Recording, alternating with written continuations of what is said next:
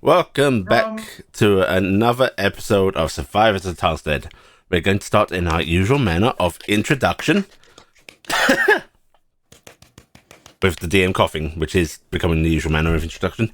COVID! I'm dying. First up, we have Blackheart as Carrick Marsh. we have Kronos as Jackson Road Scholar. we have Hatdan as Tilde. we have Marcus as Corvus at a last. we have Semi as Yes, the Grey Steel! we have Tobias as SBPS Steel Shod. you have me, Yuli, as your friendly DM. Who would like to give the recap? Marcus is not allowed. Darn. I was tempted to vote for Marcus, but hey. Because we really want to know how his trip went. We'll find that out shortly after this recap. It'll just be a recap of Marcus's skiing. Okay, I guess I'll do it. Okay, dokie. Don't everybody jump for it. All right. I'm sorry, I'm getting almost to my maximum number of cards I can have. I need to. I know. You and I can give them away. I know I can. Or just use them. You Sam. Spend them on dumb shit. Yeah. All right. So, last time on Survivors of Tarnstead, while the group was busy walking into the major city of Furamir, which is like a nation state unto itself, towering with all sorts of different iconography and styles of buildings from different cultures and sometimes mausoleum-like tastes and stuff like that. Really cool, super stuff. Corvus suddenly said in a voice that sounded much like the DM, "Hey guys, I'm gonna go check on the refugee camp." And then Aldalric, I can't say his name. Keller went with him, and the two of them went off to the refugee camp to go see how they were doing.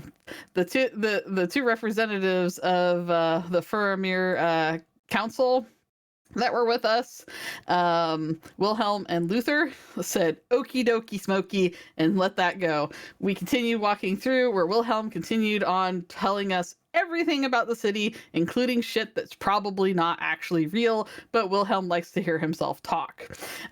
We've kind of got an idea that there's no foodstuffs or anything like that, no shops or cooking or anything like that of all. We got to see a lot of different types of intelligent undead that are floating and walking around, skeletons, ghouls, ghosts, and such.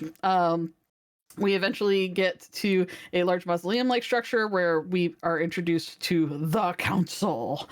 The council is a pair of Dracoleeches, one being the seat of defense, Melinda, one being the seat of law, which is Sigmund.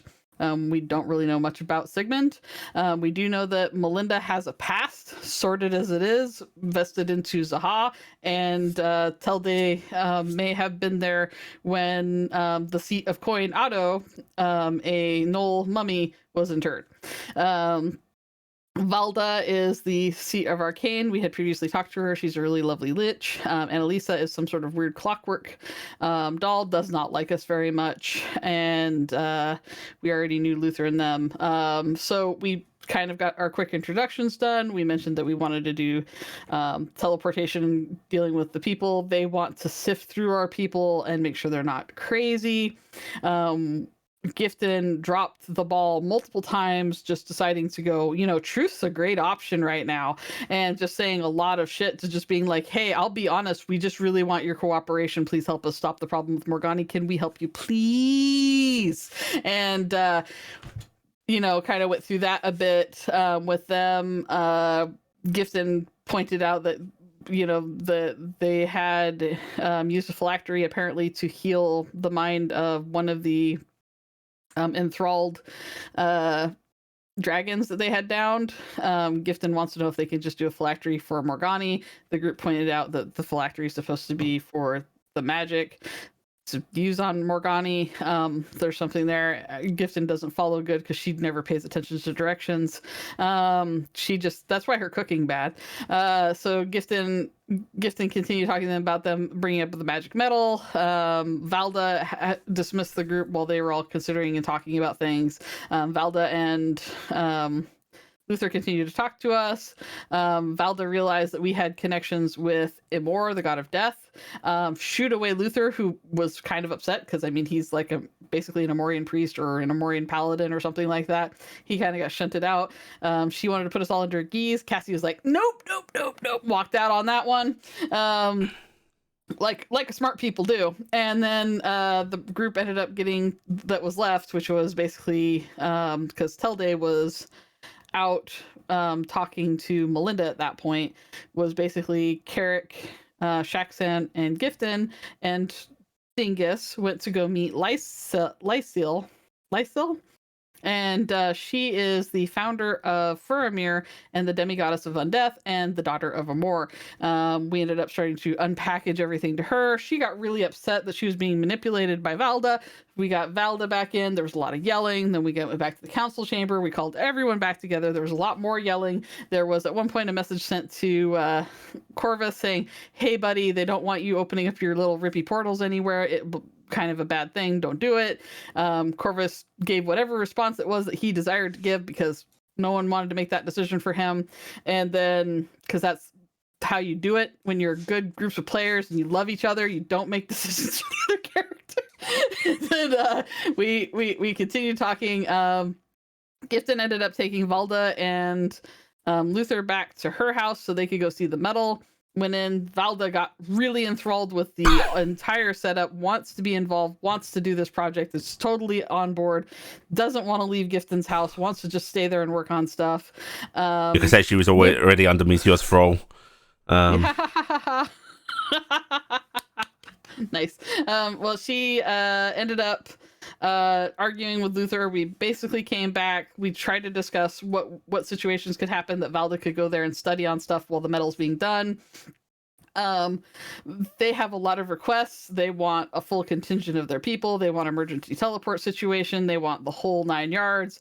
Gifton's completely okay with agreeing to it and is even offering to build something on her property that would be her building that she builds to their specifications. But smartly, Wilhelm went, whoa, diplomatic incident, I see you coming. And then we had about 2 hours of in-game time that were spent arguing with people on the radio and making adjustments and stuff like that. And then we were basically told at the end of the session, if there were people and stuff like that, this is all getting hashed out, who we want to bring over. And that's where we ended the session. Okay. Very nice. May I have a standard? No, you can't have a standard inspiration. You can have a heroic inspiration.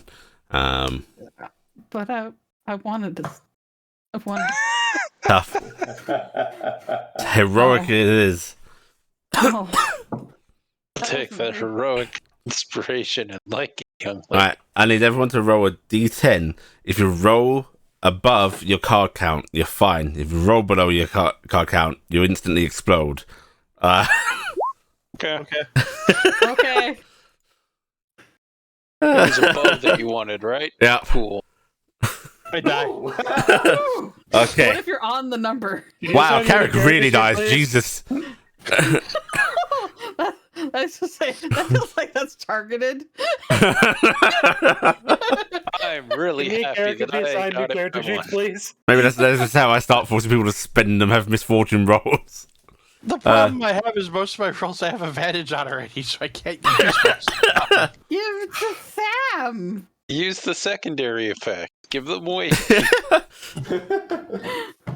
Becky's like, okay, in this conversation, I want to deal 3d6 cold damage to this person.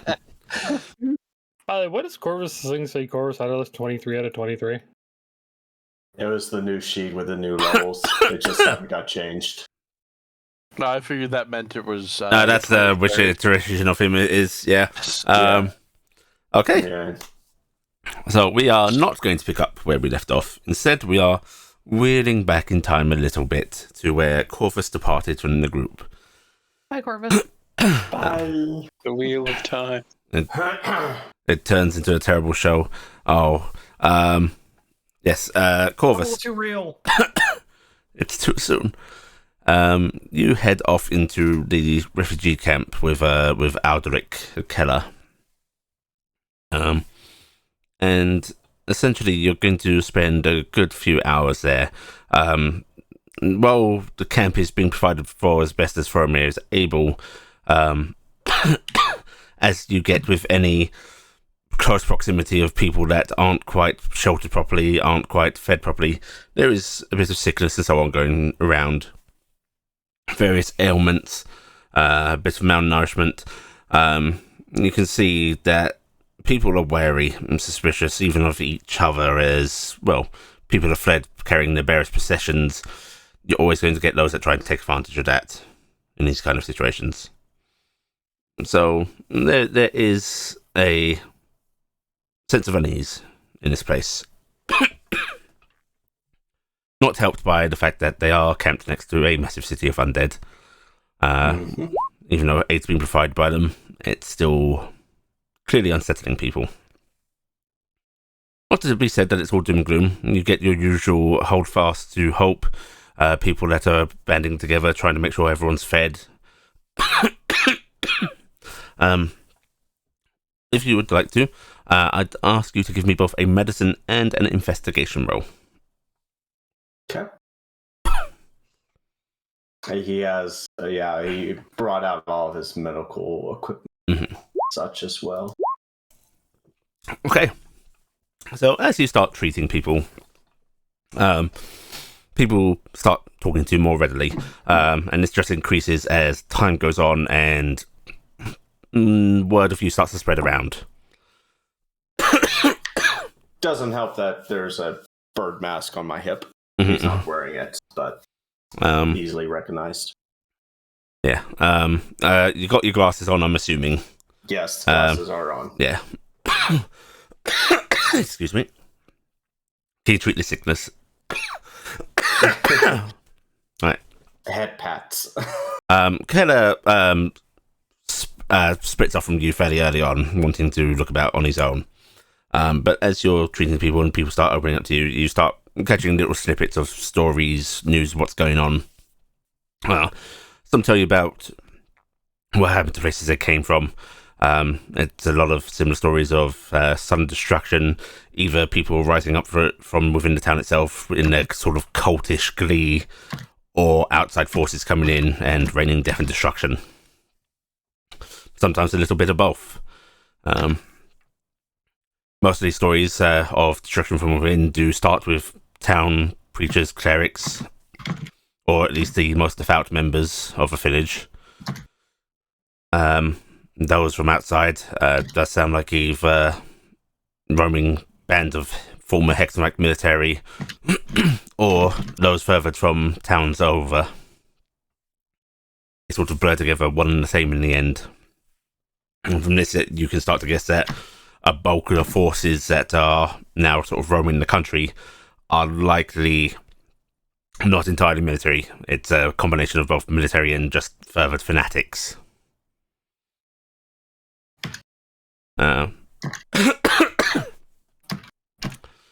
With that investigation roll, you can start inquiring about any high-end military personnel or so on if you want, or any big figures that are around still. Yeah, he will. What you will find out with that is there are a couple of former captains and so on here. There's rumours of a general being sequestered somewhere, but that's a rumour, and no one can seem to actually give you a name. Just, there's a high up general that's come along. He's going to organise something, Those sort of hopes. Mm-hmm. He will organize of what, a return, a satellite state here by Faramir. Depending on who you ask, you get different answers about this. Some are convinced that they're going to start leading, a resistance, start taking back nearby towns and reclaiming the country somehow, Others are like they're going to lead us somewhere safe. But it's rather easy to identify that if there is a general, any of these plans that they supposedly have are just being generated through sheer desperation and hope by the people telling you these sort of things. Grasping at straws. Yeah. What you can solidly learn, though, that there is a very small Hexwipe military contingent that is within this camp.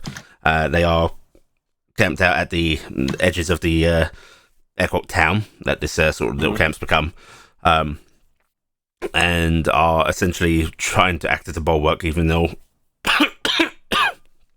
they do not have much arms and ammunition. Faramir has not seen to resupply them with such things.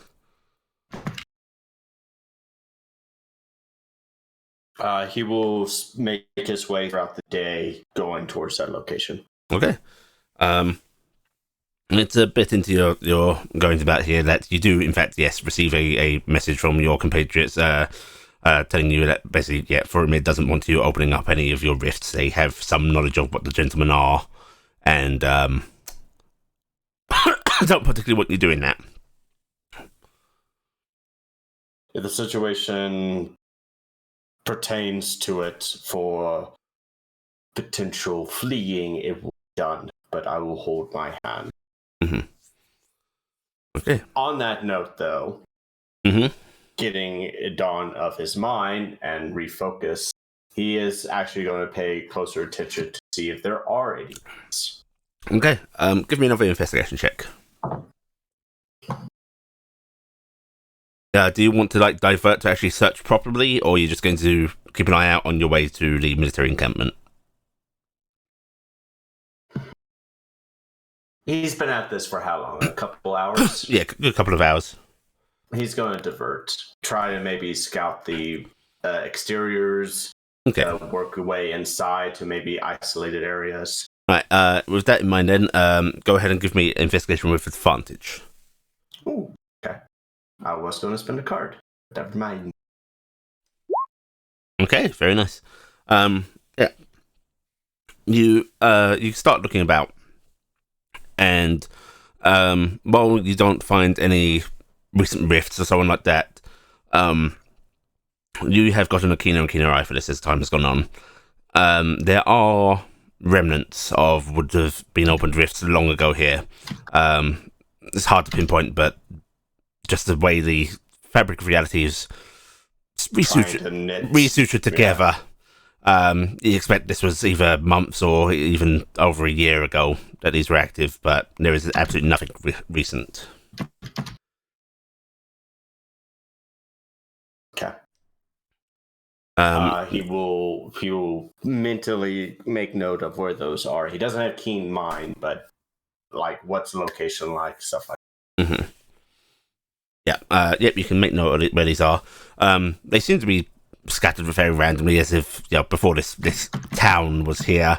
You see one intersecting a tent. These are obviously former landing spots for whatever purpose they were used for. Right.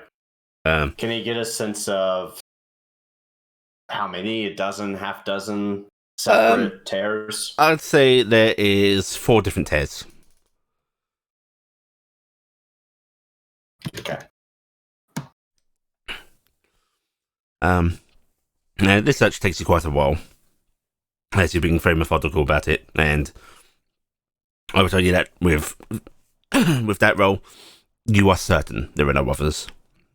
Mm-hmm. It's about this time that the group within the capital is sort of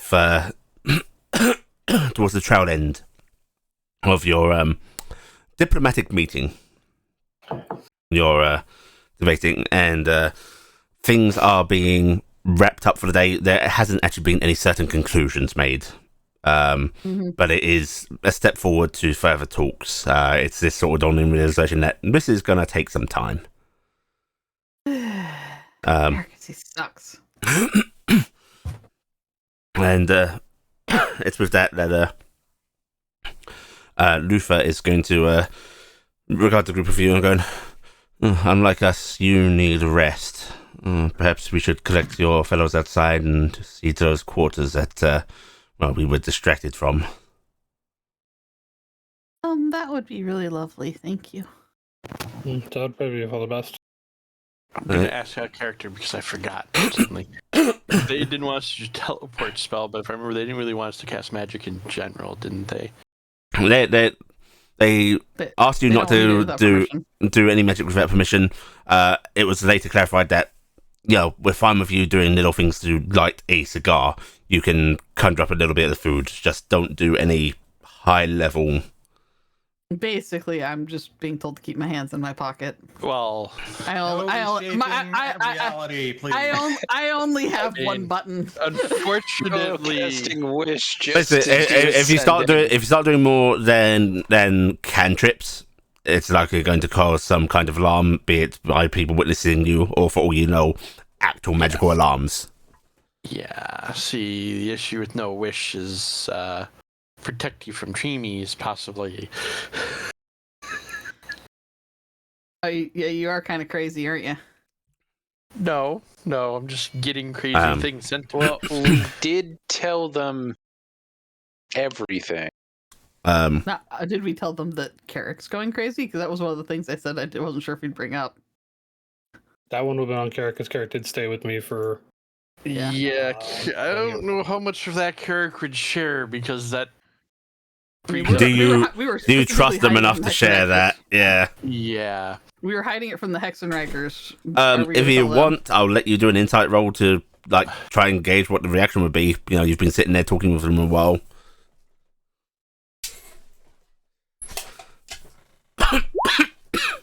It's that, or possibly an excuse as to why we do it. Carrick, you think that these are old people that have had a lot of time to consider many different possibilities for many different things throughout their lives and are quite adept at doing that. They've taken most of the information you've given them at face value and been fairly surprisingly receptive to it without a lot of shock and awe. You think that maybe if you bring most of the council except Annalisa and Otto are not here. Actually, I'd say Sigmund's not here either, or Melinda. In fact, most of the council isn't here. Valda's here. Falda, Wilhelm, Luther are here. Okay. Well, out of character, I will say, if you want my perspective on it, Blackheart, if it comes out later we were hiding it from them, that's my only concern. Yeah. That's actually. Yes, well, I will continue with saying you Yes. think that they might not be happy with that this is happening to you. They're likely not going to react hostilely to you because of it. Yeah, I that's why I was also asking if Valda was here because Valda might have insight. Actually, I mean, unfortunately, Melinda and Sigma might have more. And also, you also might be a good test subject, unfortunately. Yeah, I don't know if I like being a test subject. Carrick would bring it up, especially getting to this point where he suddenly has that eminent domain of, oh, this could be an issue. While you're pondering that, Luther's actually going to look to you, Shaxon, and go, you have a means of contacting your fellow outside, yes? I do, yes. The link browser that we were given, or the context on has given leave to use. If you could ask him to come to the gate that we led you all to, I'll have someone meet him and bring him in. Sounds good. And Jack will have to go. I will need to go. Oh, sorry. Good. Elvis, could you please meet us at the gate on the way in? We are being shown where we have rooms for that. Is that a necessary activity? I am quite busy out here. It would probably be for the best to continue to foster relations between ourselves and. All right, I'll be on my way. I need to find Sergeant Keller.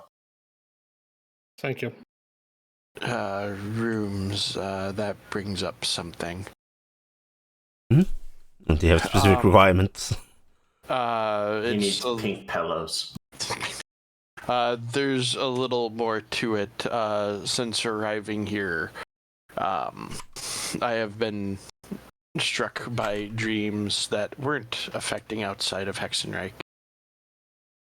I am concerned that it is with the proximity to these lands that the pull on everything is stronger, and we had found a way to block them, but the only one of us that can do it requires very strong magics to use it. What kind? Was it Magnificent Mansion? Yeah. And Magical Mansion. More Magical Mansion. Magnificent Mansion has keeping it away, so So same planar thing I'm interference using stops for- it. it I'm seems to. I'm keeping most of the refugees in one. I was going to say in the morning I'll need to go out there to recast the spell because they're currently staying in a mansion in the airship. Falda seems to ponder that for a moment. You can see her, her skeletal hand settling on skeletal chin, and she seems to think before going, well, we could provide certain accommodations to perhaps help, but would you mind if I tried something with you? If you believe it would not cause harm, yes. I believe you would not try to, but I Just a warning, not he did a know. very bad number on some expensive airship walls. Yes. And I'm not too Yeah. worried about damage to the rooms. Without harm, I'm fairly certain, but I can't promise that's 100%. If you do not believe, I would not try it on Absolutely. anyone if I did not believe it would be fairly safe. I would try it on myself if it were applicable. if you do not believe it will, if you are, I can't think of what I'm trying to say. I apologize, out of character. The brain's not working today as well as it should. I believe you're not trying to cause harm, so yes, I will be happy to let you try it on me, because Well, I have been trying to devise a ward that it's sort of like an anti-scry only for divinity, to not sever the link, but disrupt it, and well, maybe it would help, maybe it would not, but we do not have many particularly faithful, withstanding few. She looks over at Luther, the Triton, especially none of the Morgani kind. well, I will admit I am not particularly faithful towards Morgani, but it seems here is pulling. That sounds actually similar to something that was used on me, although I did not ask specifics of my great-grandmother. That is a curiosity in itself. You might have to figure out why you're being affected, despite lack of faith. Even before knowing anything about... I mean, it's actually kind of interesting that Carrick's line isn't being affected at all. His grandma Lynn is a force to be reckoned with, but I mean, Lynn. she's very, very, very, very old, like super duper old. You wouldn't be referring to I think Linestra, would you? Yes. Hmm. Yes, I was. That is my... She's still around. great-grandmother. Yeah. She is... Very active. She gets around. We've been giving her Fey water to make her younger. Well, she received an offer to come join us. I hope you know. I had not been told that, but I'm not surprised that she did not mention it. I have a feeling she may know where I am now, but I have a feeling, well, before we were here, she did not. She's gonna box your ears Awards. again. Yeah, she did object rather firmly to the offer, but well, it must have been made because she has been around a long while and she has a hoard of knowledge herself. And us ancient beings must look out for each other. She says with a more body language humour that you're picking up now, rather than the fixed skeletal grin that you can't read much from. Well, she had put a word on me when I first started having dreams, even before becoming full-blooded. And I had that moved on to my wife when she started having them because I believed I would be able to keep them away. But it seems this proximity to Morgani's lands is stronger than back in Barast. Perhaps there is something in the bloodline of Linestra's kind that has a closer tie to Morgani. That could be. It is one of my general theory about that it is based on bloodline rather than teachings or anything, because theoretically if it was teachings I'd be more affected than he would be because I was raised with teachings of Morgana. We're not entirely sure it's the teachers themselves, rather the ardent belief in them. Something shake your faith? The war. 20 years ago. Of course. As where I was raised, not knowing of my dragon side. So until recently, I did not have a direct reason. Didn't even have the magical side at that point. Well, if you are perhaps going to be with us some time, judging by how these diplomatic affairs are going, perhaps that's something we can try and look into. I'm sorry about that. Oh, it steps forward, and the ideas are good. If we can come to an agreement of how to carry them out. At the very least, you got the sample, so. Yes, I am And if very anything, I can excited steal about you that. notes over from the forge. We have notes. I could probably replicate some of them again myself. And for this in between, Garrick and I could replicate most of what we had. Um, It's not been that long. Hasn't it? Mm-hmm.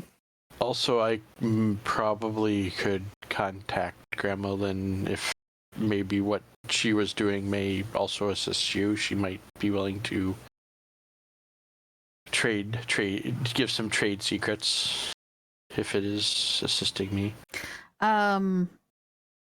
Also, I'm not sure how much Faramir's been researching, but I know a demon that offered me a bunch of information about this problem. Demons can be good sources of information, but unreliable. Turiel's pretty great, though. I like her. Oh.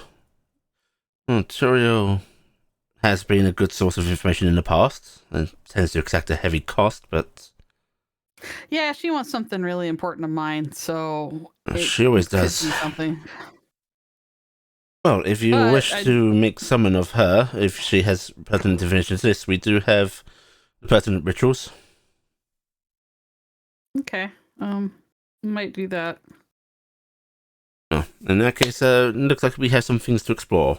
The idle chatter goes on a little bit before Corvus. You are met at the gate by just a rather quiet skeletal guard. He does not really poke his head out much, more just to open the door and beckon you in. Is Keller with me? Yes, you found Keller, who declined to actually enter the city. He's gone back to the airship just to make sure things are secure, and basically tell his men what is going on. I'll let the other knows. And basically reassures you that he'll keep things held down there. He will tell Keller that it may be a prudent idea to rendezvous with the military contingent that is located outside the camp. Either himself or both of us. He seems surprised to actually hear about that. And it is in talking to him that you can actually find that not many people are willing to talk to him in there. It helps to have a gentle hand at times.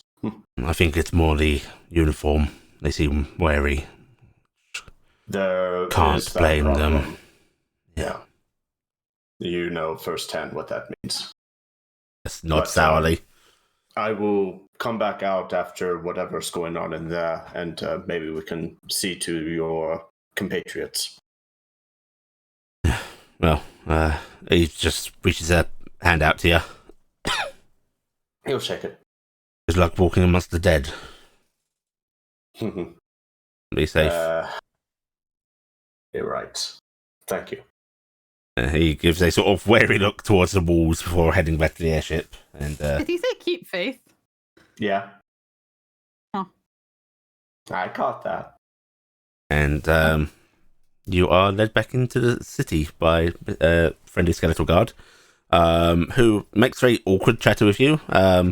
He's like, well, welcome. There's not much in the way of food, but some nice parks, and it basically gives a really, really bad version of the tour. That I like that tree over there. It's a good sitting tree. Can I query something? Yes, of course. And I mean it by no offense. I assume it pertains to my nature. Well, those are not like yourself, but are risen from the undead, or from the dead. Mm-hmm. Why do they cackle with laughter? Oh, you're talking about the dumb ones. Yes. I had to draw on some of I like that. The dumb minions to help us with a situation. It actually gives you a sour look at that. Again, no offense of that. I You shouldn't be Was not. raising the dead. It's a bad act. Agreed that it is not the The most. humor of the situation of the skeleton telling you that. Mm-hmm. Yeah, it's not the most ideal situation, but Well, right. well, either way, it's talked about a bit. Honestly, I'm not too well versed. It's not my field of research, but there's a few thoughts on it. Some think it's, remains of attachment. It's a little maddening to whatever essence is there. Or something, it is a malevolent energy that raises him up and he just sort of shrugs idly. And on that, field of research, yet you are a town guard. Are most of the individuals here of some sort of higher Calling? occupation? I'd say the majority of us. I mean, some folks come into this existence through happenstance, just something that unfortunately happens to them, and they're making do the best they can. But a lot of people, well, seek out knowledge and end up stumbling across this, or come across this because they want to continue researching.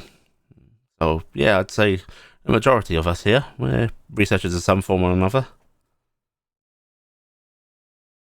Interesting. Among peers. Me, I'm a botanist. A botanist. Mhm. You would actually probably have a very lovely conversation with one of my allies. If she ever wants to talk botany, A1, right? Yes, she is the I knew it. one. And there is a gifted. click of his fingers, which they really do click. Click. Yeah. Snack. Yeah. Yeah. There's a knew it. You're a curious crowd that's come in. Yeah, right. We did have another of our troop. Unfortunately, he has passed into a different walk of life. And he liked that kind of work as well. Hmm. It was a dwarf, actually. Imagine that. That is a curious thing, but, well, it's the modern era, isn't it? Yep. Lots of people are drifting off a tradition. Yeah. Tradition is... It should not be forgotten, though. He actually shrugs his shoulders. You might actually find quite a lot of people here that disagree with that. There's something to be said for moving on from the past. He would nod, but kind of drop the subject at that. Yep.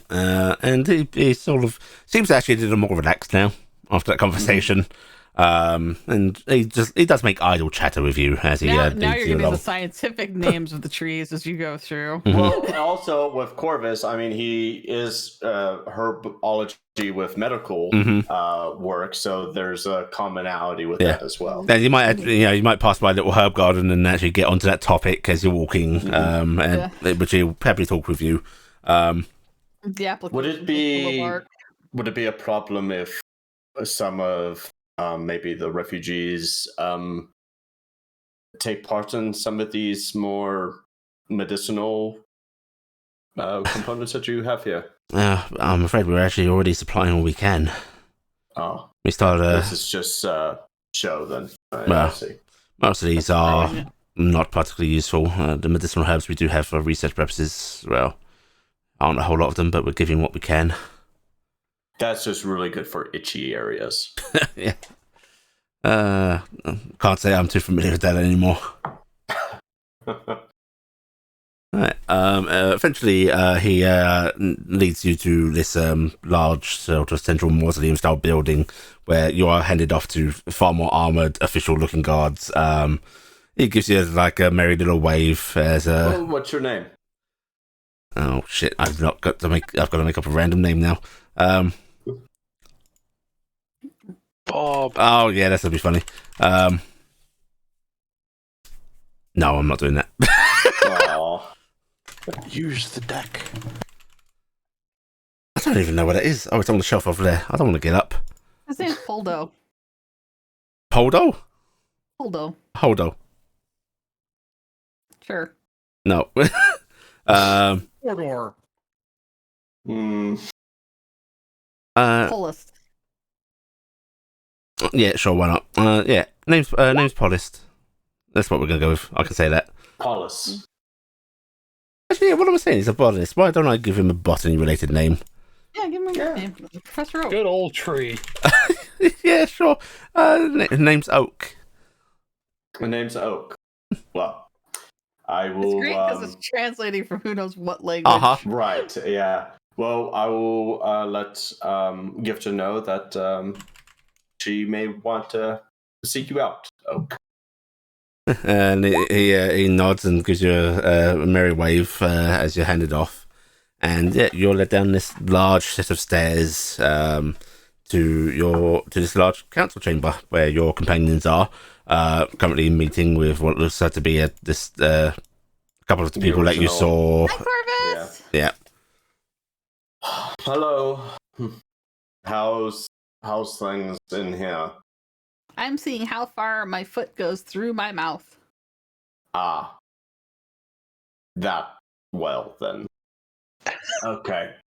Tonight is Shu Desor. Wilhelm seems to think I'm doing okay, considering. Oh, it's quite fine, quite fine. I mean, it's wonderful to have someone so eager to give up information I'd otherwise have to dig out most of the time. Well, that's all well and good, given the circumstances of things. My brother always says that his favorite thing about Lawlins is how gullible we are. Do you know what that definition is, at least? Yes, I do. Okay. Mm. That's even worse. It's Hifton. I did meet an interesting individual out there that you may want to converse with at some point. Oh. He's a botanist. Goes by the name of Oak. Oh, do they work on boats? A botanist, plants, flowers, research Oh, why are they a botanist then? of BOT. What does that have to do with plants? Scientific terminology for them. Oh. Why are they not just called plants? No, aren't they just plantologists or herbologists? Well, there is herbology, which is what very different is what I do. Oh. They What is it that research I and do? learn about the plants. I utilize the plants. You walk through trees. I talk to them. Oh, yeah, That may be something of interest that he may want to look into. Hifton, I think Yeah. the term you would use is an arborist. Arbor. Yeah, that would be good for trees. That's a tree. That's straight tree Individual, yes. specific, though. Yeah. Yes. Yeah. I mean, if his name's Oak, wait, do we know if Oak is a tree in Brass? Yes, you do know if Oak is a tree. Well, I mean, with this name, arborist sounds like your Maybe fit. they're an arborist. Maybe they're arborists, and it is interesting. There's a lot of. I understand everyone, so that's. Yeah, Yes. there's this really cool magic in the city. It's better than any place else we've been. You can talk to everybody. I will But the tell worst you, thing it's is you can go street meat merchants anywhere. Luther's actually going to pipe up. It becomes a little complicated when people use very, very common modern terms for names. Translation tends to get caught up. Does not differentiate it from a It name. also gets really funny when you take two people that are used to always being in here someplace else and they can't talk to each other. Gifton says, looking up. Foul shake her head a little in dismay. What did Gifton do? And she took us on a very lovely trip to her home. Then I discovered that I not only need to brush up on your language, I need to brush up on modern Hexenreich as well. Was it a nice dinner party, Gifton? It upset one of the children, but they'll be okay. I see. You know, he has trouble with armored figures ever since the incident. Right. Oh, that child, one. not. No. Yes, the other children seemed positively. What's the word? Luther says. Enamored or hostile. Touchy-feely? Hostile. Gifton's children is hostile. Scaresighted is another word I've heard used about them. What was the exact reason for the visit? Oh, we got her a sample of the metal. Because, they got to start working on the Morgani phylactery thingy. Oh, okay. Yes. Carrick and Shax, I think, caught them most of the people completely up on everything that's going on. I kind of gave the big bold points to scare everybody. We did really hammer in, though, that the gods eat all the souls that go to their heavens, right? We did do that. Yeah, I'm gonna do that, and also if Morgani does die, if Morgani does die, magic might be gone forever. Yeah, that could be a thing. Is gone forever. Might be. I got silver linings. Might be. And I'm guessing it affects all of you. It would affect us very terribly, yes. Yes. So it is nice to know that our decision not to let our souls go up yonder is a wise one. Well, I mean, it's basically a thing of the gods basically kind of treat everybody like sheep, and then they do a big harvest at the end where they kill everybody, and then to get them through the hard winter, they eat all the souls in their heavens. And to think that we're going to save one of those. Yeah, I'm actually kind of concerned that, Morgani hasn't already started doing that because, she's been really kind of powerhouse knocking into the other gods. Well, I suppose it would explain the, fervent seeking of death that is occurring. Well, yeah, because they basically want to die to get to her, I guess, right? And sending the unfortunate to her directly. There is a ritualistic burning of several.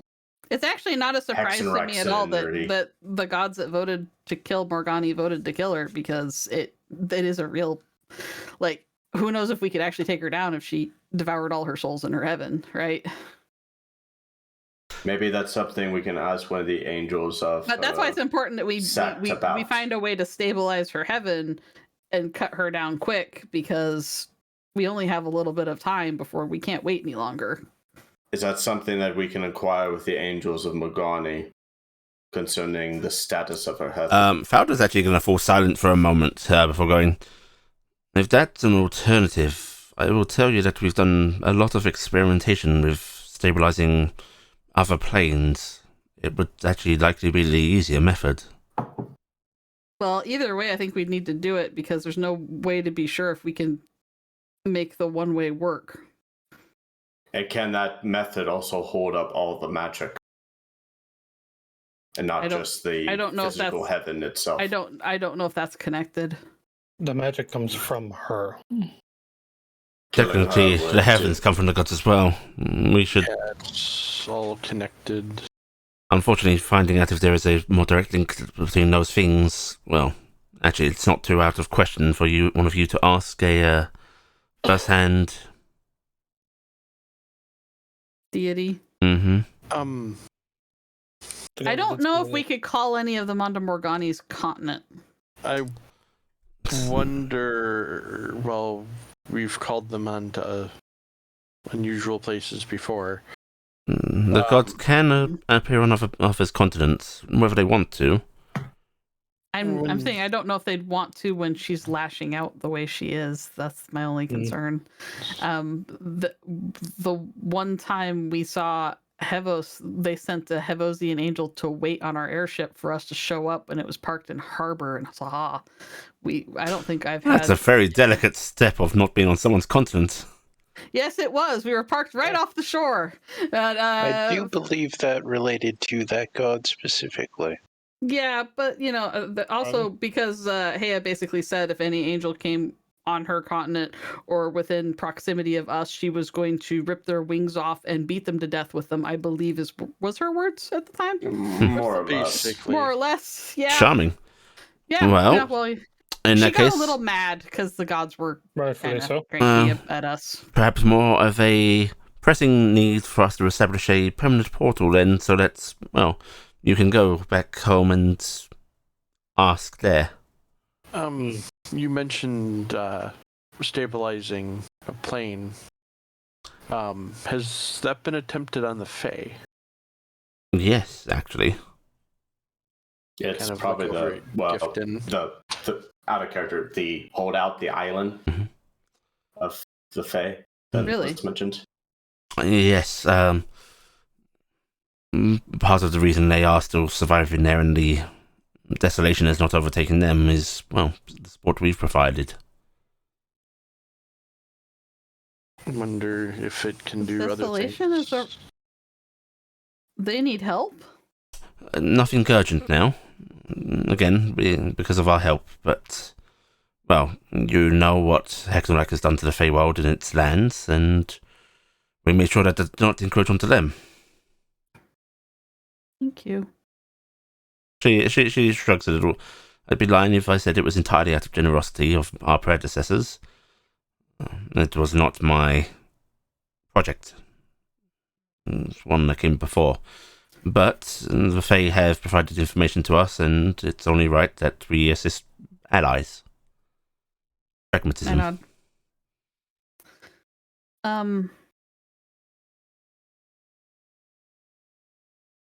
We should definitely look at this from all angles and try to find out what the best path is, but you wanted us to go sit in rooms for a good bunch of hours.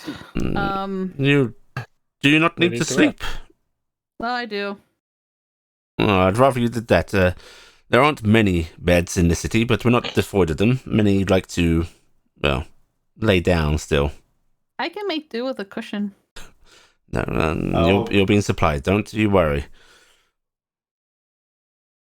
Strangely enough, it's probably one of the more expensive aspects of housing you. She says with a little bemusement. I would say that I would be probably spending my evening out camp. You need to sleep. There's a what? There's a lot out there. You become less effective, less sleep. Do you want me to come cast a bunch of good berries and we can go hand them out? If you want to do that, then we can see them handed out. She's actually going to let out an audible sigh, despite the not real need for it. It's clearly deliberate thing. It's clearly quite a deliberate thing. She's making the noise rather than exhaling air. They would like us to be controlled and in a place, I think, for a bit while they do things. While we arrange how we're actually handling you security-wise, yes. If I cast my good berry spell, you're aware of what that is, right? Where I make the berries that heal and feel and provide sustenance. Can I ask which form of incantation you're using for it? I'm gonna cast. Can I show? I'll say. She seems a little hesitant briefly before just nodding her head and go. You've established enough trust. I'll pull my hand out and then I'll sing a couple notes and make my good berries appear. Oh, your magic is very curious as well. What is the reason for the scrutiny of such things? They are very... Corvus, I am a big bad flag here because my kind of magic would hurt them badly. As Luthor has pointed out, you're all quite powerful, capable individuals. And while I am willing to believe that you all have the best intent here, it would be remiss of me, and Melinda would have my head, if I just let that cloud my judgment. I mean, we really could be bad people and just come in here and just, like, kill the council off or something like that, and that would be totally bad. What? I'm just saying, I'm on her side. She has totally right to not trust us. It's completely Wilhelm fair. slaps his knees. Have you finished your negotiations, by the way? Yes, they don't want to talk to me anymore. We're putting those on hold for the time being because they wish to confer with their king. All right. Anyway, I could cast this an amount of times to generate 6, 9, 12, 15 times 10, 150 of these berries. Each one of them would provide a little bit of healing magic and provide nourishment for the creature for a day. That sounds very good. And in fact, if you would be willing to let us take those and hand them out, it would Yes, I help can do our that. relations with them. Yeah. It's.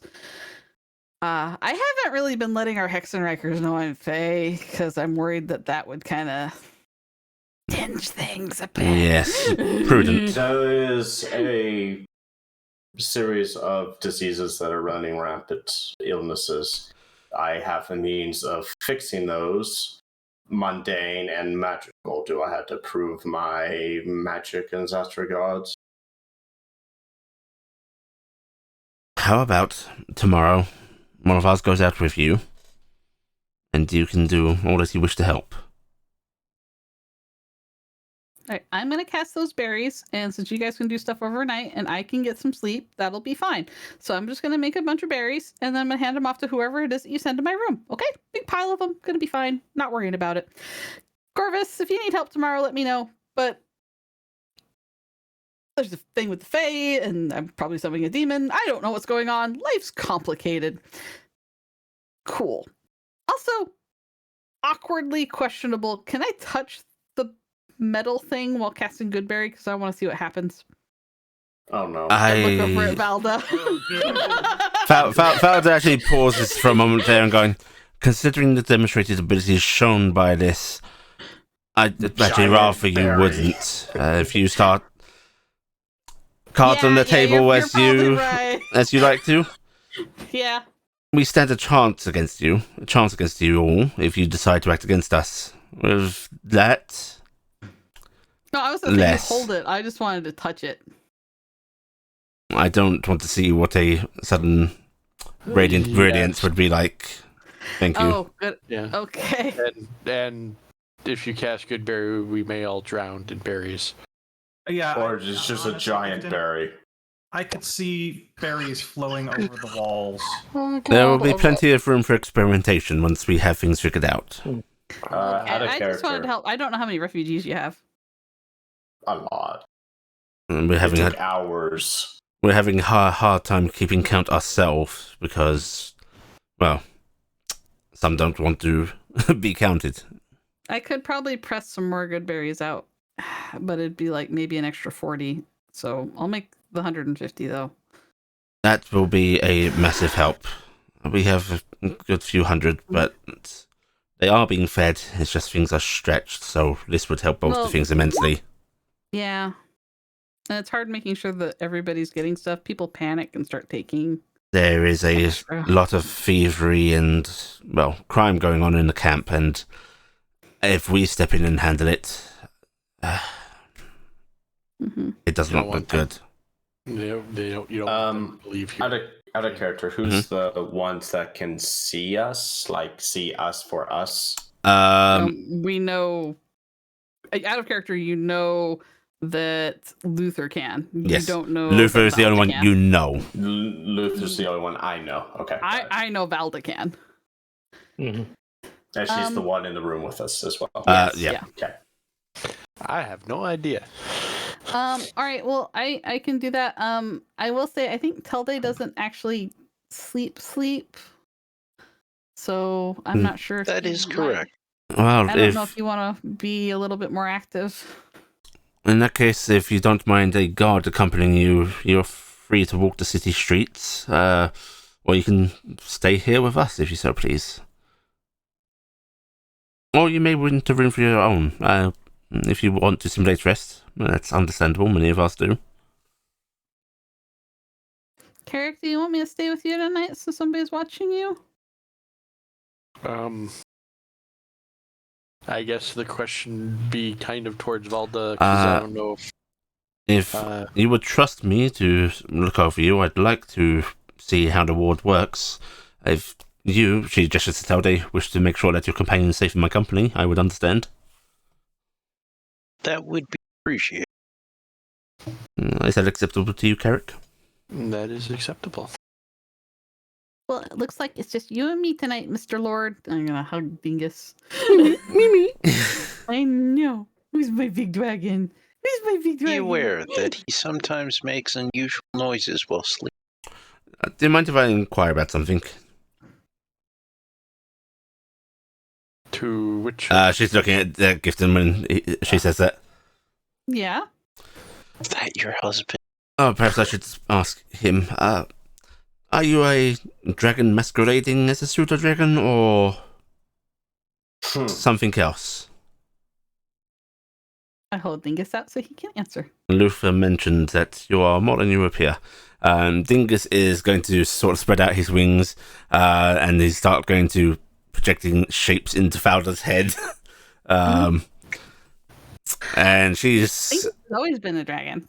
she's squinting a little bit. Small become big. Okay. Do you want to see what he looks like? I don't think that may be a wise option, besides the investigation potential. If he wishes to resume his natural form, she says quizzically, not, and then there's a little doubt in her own words. Form. So I assume that's what small become big meant. He's a big dragon. I'm gonna reach over and pet Merrick on my shoulder. He just does not seem to be able to say that. Yeah, Merrick here is his son. Dingus bested a Fey Lord in the Fey and was gifted 3 wishes, and one of which, and also the title of being a Fey Lord. So he is a Fey Lord with territory in the Fey. There's a sort of incredulous laugh from her. She covers her face briefly. Of course. It is part of the whole door to Gifton's house. I acquiesce to not go into all of what his wishes were. Gifton shifty eyes. Mm-hmm. Let's see. Well, there is nothing against someone reassuming another form of his own wishes. I'm gonna go over and set Dingus down in the big area where the big dragons were. He spreads out his wings dramatically. He does not change. I clap. Yeah. Marvelous. Luther, let's show them to the rooms then. Wilhelm, hold down the fort, and Wilhelm just sort of waves his hand dismissively at them, as if, yeah, I've got it. See where you get it, Merrick. Wilhelm, you gotta tell me where you get your clothes made because they're beautiful. Oh, perhaps tomorrow I can take you. I'd love that. Oh, grand. That stitch work is to die for. And no, isn't it? Silver thread. Oh, gorgeous. Oh, I have a bit of that. Unfortunately, I've had to use up most of my material on the way here. Oh, well, shopping trip it is then. So I'm pretty sure I have jobs. Yes, let's not get ahead of ourselves, Fowler says, giving Wilhelm a look before getting up and starting to head off with Luther and the rest of you, leading you out. We're just into our rooms. It's a short 15-minute walk through the city streets, where you are taking to what looks like to be a modern construction. It's up some stairs, cross a sort of one of those large overhang bridges, and it's a rather sort of my greatest enemy. Yeah, there's a lot of stairs here. No, ladders. Gifton and Cassie still hate stairs. It's amazing how the construction habits of a society changes when they don't tire. Stairs suddenly become a non-issue. Oh god, the first undead centaur. Stairs. It doesn't tire of them, but it gets tired. Yeah, it's a rather unassuming building. It is in a sort of Hexenwork styling, but it's just looks like a small manor house, although it's not too grandiose, just in the general size and shape. You are led inside, where it's fairly undecorated right now. It does actually seem like it's recent construction that hasn't had anything really done with it. As going in, Faz is going to say, this is actually sort of future-proofing that we're doing. Our society doesn't grow too much, but when it does, we want people to know that there are places already waiting for them. I was gonna ask you. I was gonna ask if your folks just kind of like have offices they live in all day. It depends on the individual, really. I mean, I guess if you never have to sleep, why would you have a bed, right? Well, again, beds aren't the most common thing, but they're a sort of luxury. Yes, something familiar. Some just like to lay back, you know? Yeah. Something nice about just kicking back. Never understood it myself, but... Oh. Variety, am I right? Yes, Nice. speaking of which, we have had some of those luxury items moved here for you, so that you have something to rest on. I'm hoping they will be comfortable enough. If you don't mind keeping yourselves fed tonight and in the morning, we'll see about getting some proper food for you. Yeah, if anything, we can just eat in the mansion over at the ship. I don't want to put your supplies in any kind of attacks. You have a lot on your plate already. Not enough on the plates, to be honest. She says. We also have food supplies on our own airship we can tap into. We don't have to just rely on what we conjure. Marvelous. Jess at this point has a granola bar hanging out of her mouth. What? You didn't bring any? Perhaps once we're a little more comfortable with each other, and your refugees have been seen to, we can get your airship berthed within the city itself. We do have some suitable areas. I am sorry for the stress this causes you. That is not stress so much as keeping me on my toes. How late is it? It's pretty late at this point. Okay. Yeah. I'll be honest, it's enjoyable to me. You bring me new ideas, new concepts. The end of the world thing I could do without, but I think we could all do without it. I would have been really nice to just come here, but I mean, I guess at the same time, I don't know if you'd let us in. Likely not, so I suppose there are positive store situations. Probably better to know and be able to take steps against than to be ignorant of it.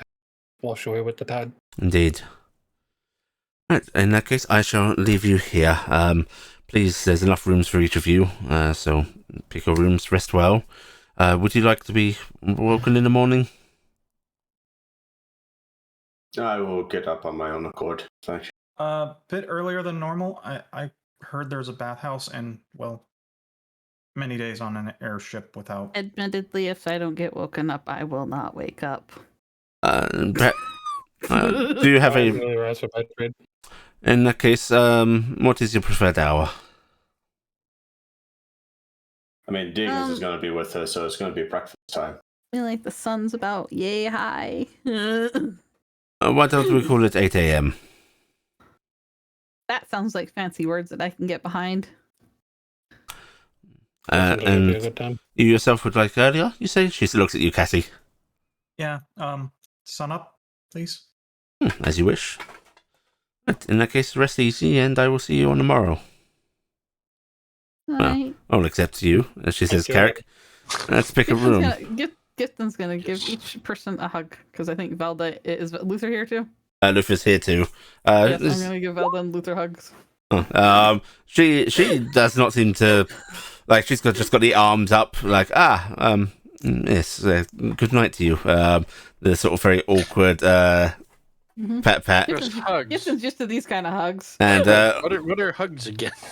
Luther actually gives you a far more familiar, comforting, like, little pat on the back as you hug him. Aww.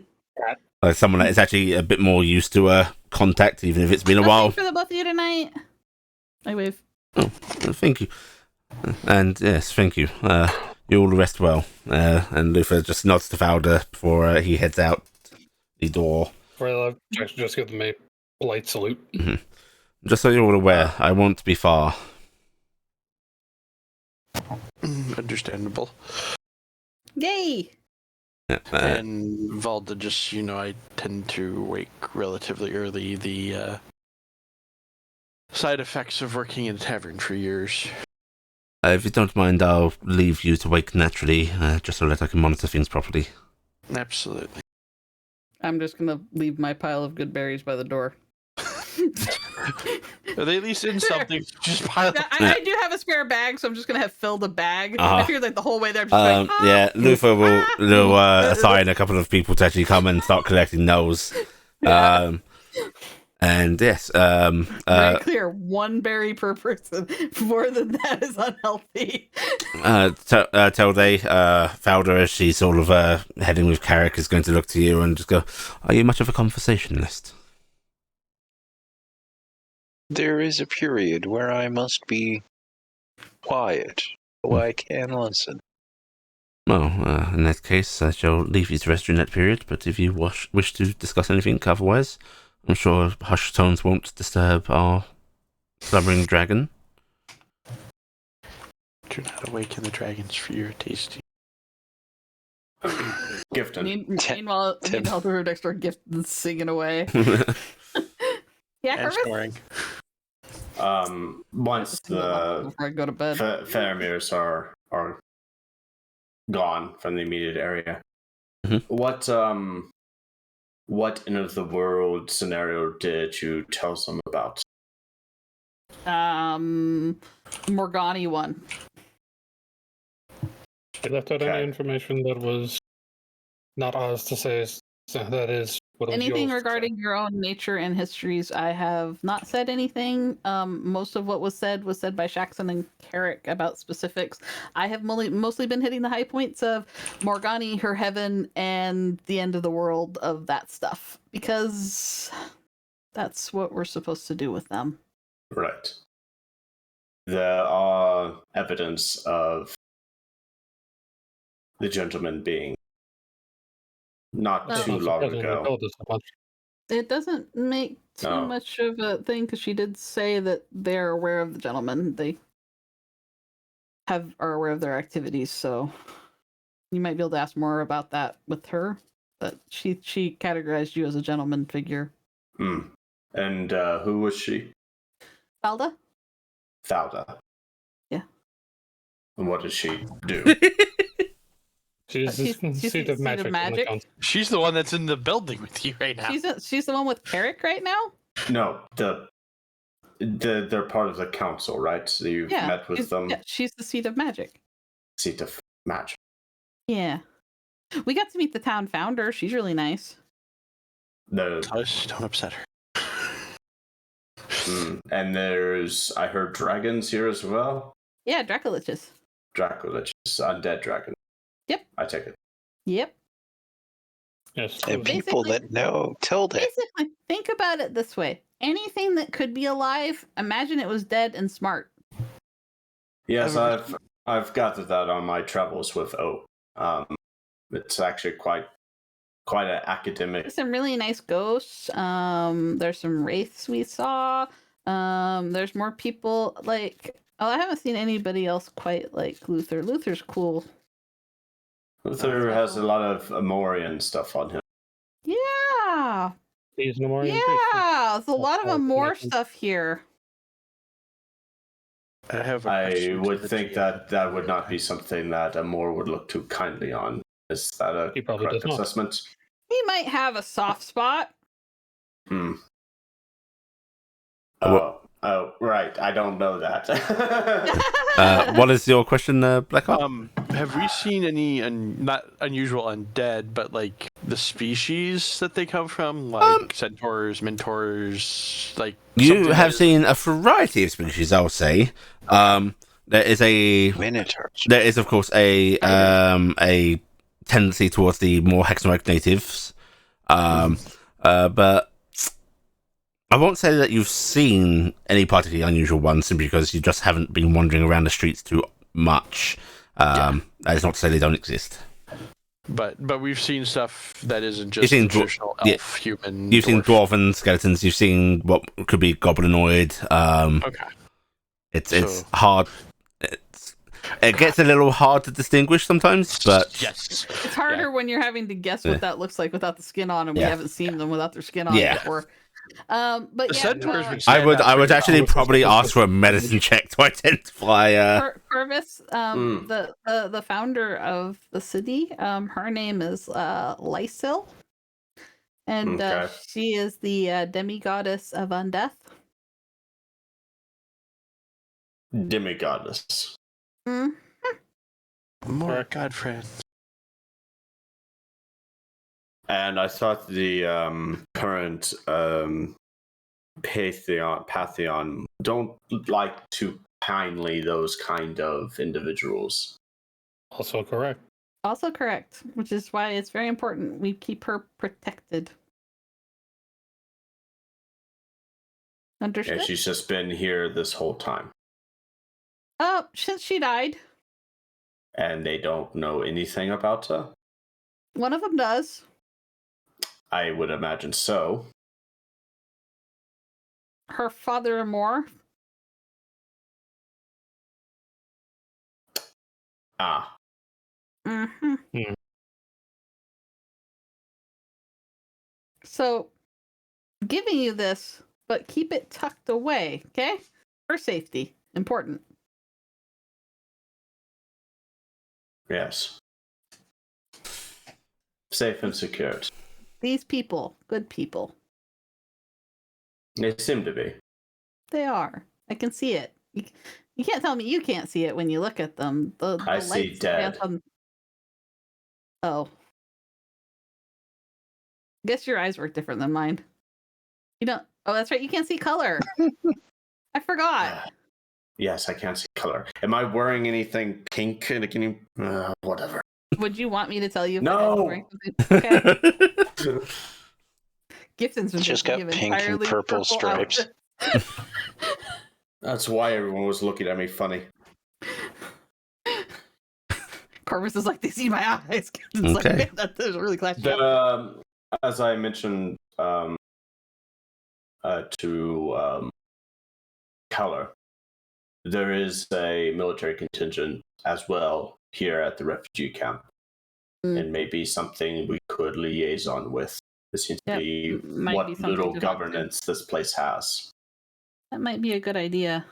There is, for what it's worth, there is rumors of a general here, but they are rumors, and there are many things grasping at straws about this.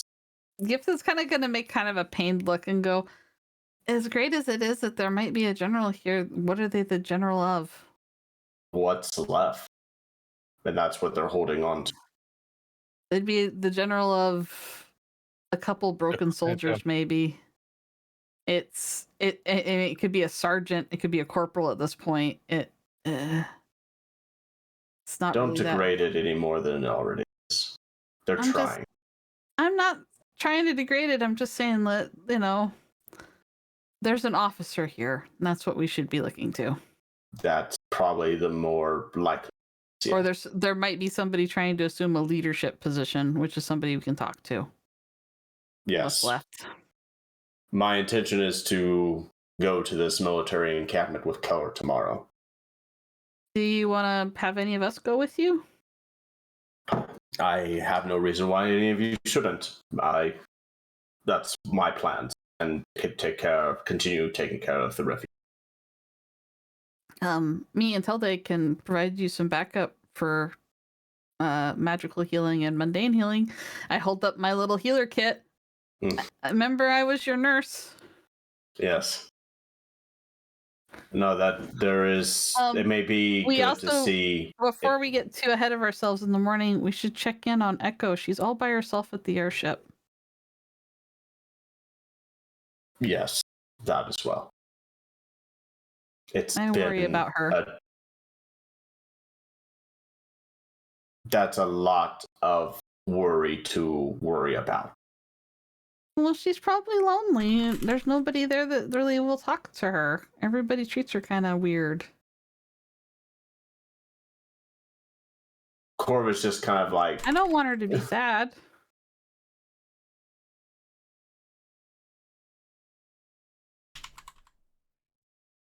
Don't you worry about her? I worry about what she means and what she is. But do you worry about her?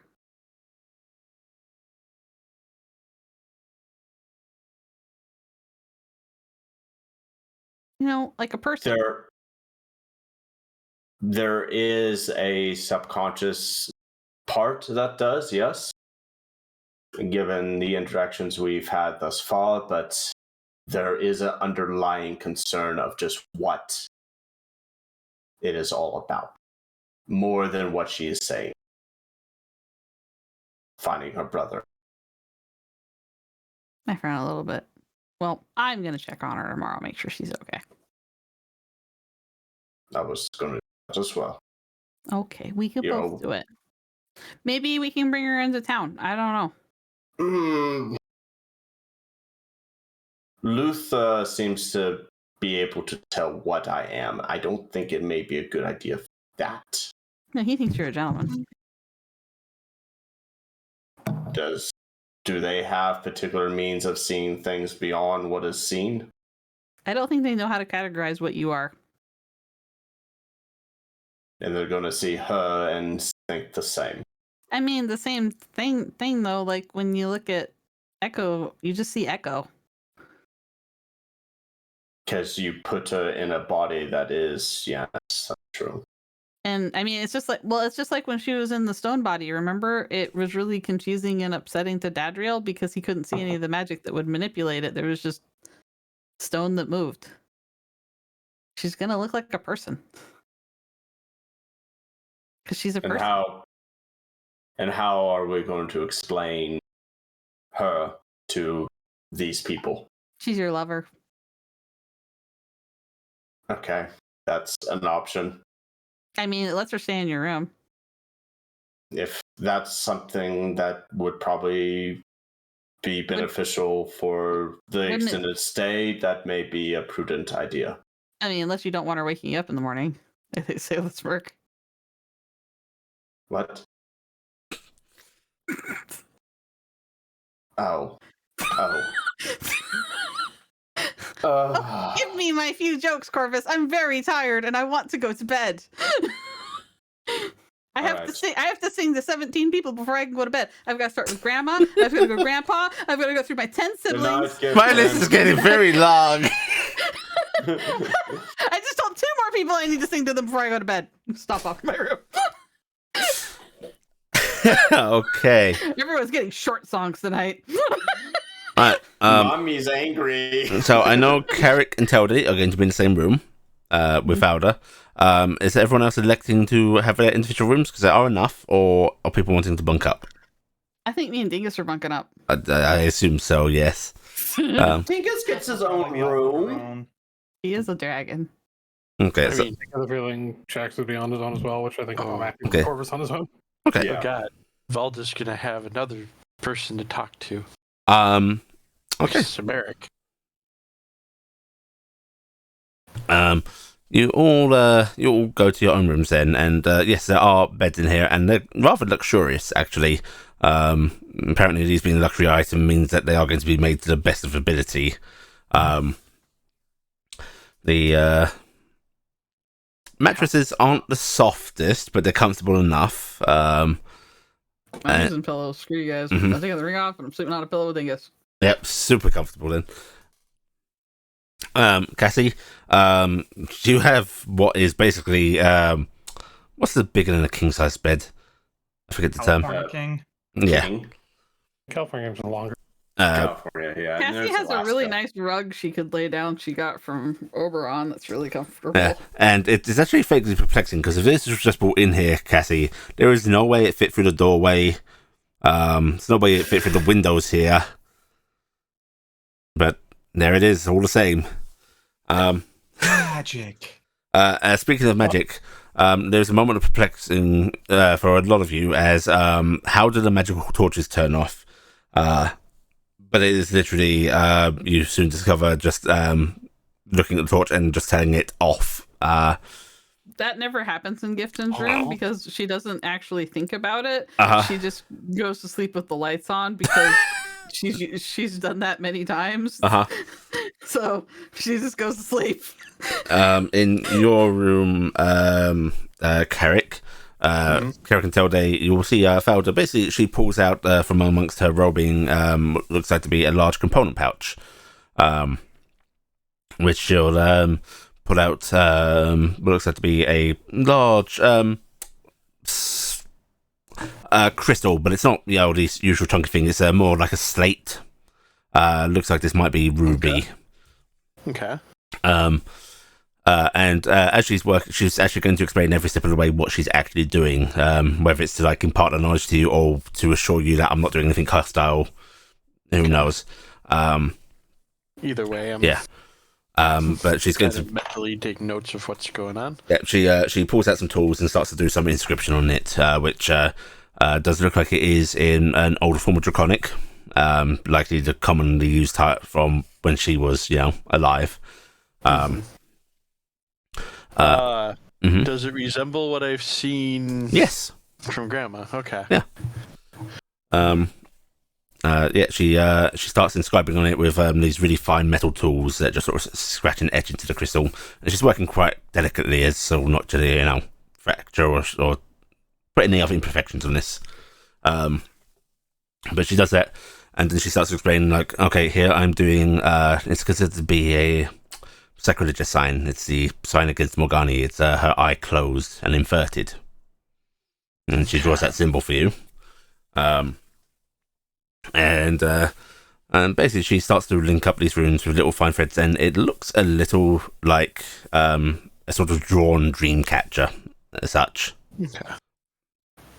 And she says, okay, now the tricky part is keeping this on your person without breaking it while you sleep. Are you a restless sleeper? When you're not having nightmares? Not really. Okay, well, in that case, perhaps if we tie it to the back of your palm? I'm not sure. Score it into his flesh. Obviously, the solution is to have him lay down and then have Tilde just hold it on his forehead the whole time. Lock servos. Only you just need to be touching the crystal. It does not need to be entirely pressed against you. Just make him swallow it. It'll be fine. Actually, perhaps that would be tie it to his hand and then tie his hand to his side. Or we could try a sympathetic link. It would be a little weaker, but, well, it would be worth seeing if it works nonetheless. Could have pulled out fishing line. I could tie it to myself. Yes, just make sure you don't roll on top of it. You'll crack it. Thinking of the things I've got. Let's see for that, or yes, we do create a sympathetic link between this and a small shard. And have that on you. It might be best to start with that, because if it works like that, lesser chance of damaging something. Yes, okay, let's just try that then. And she pulls out another bit of crystal and basically inscribes a symbol on both pieces now.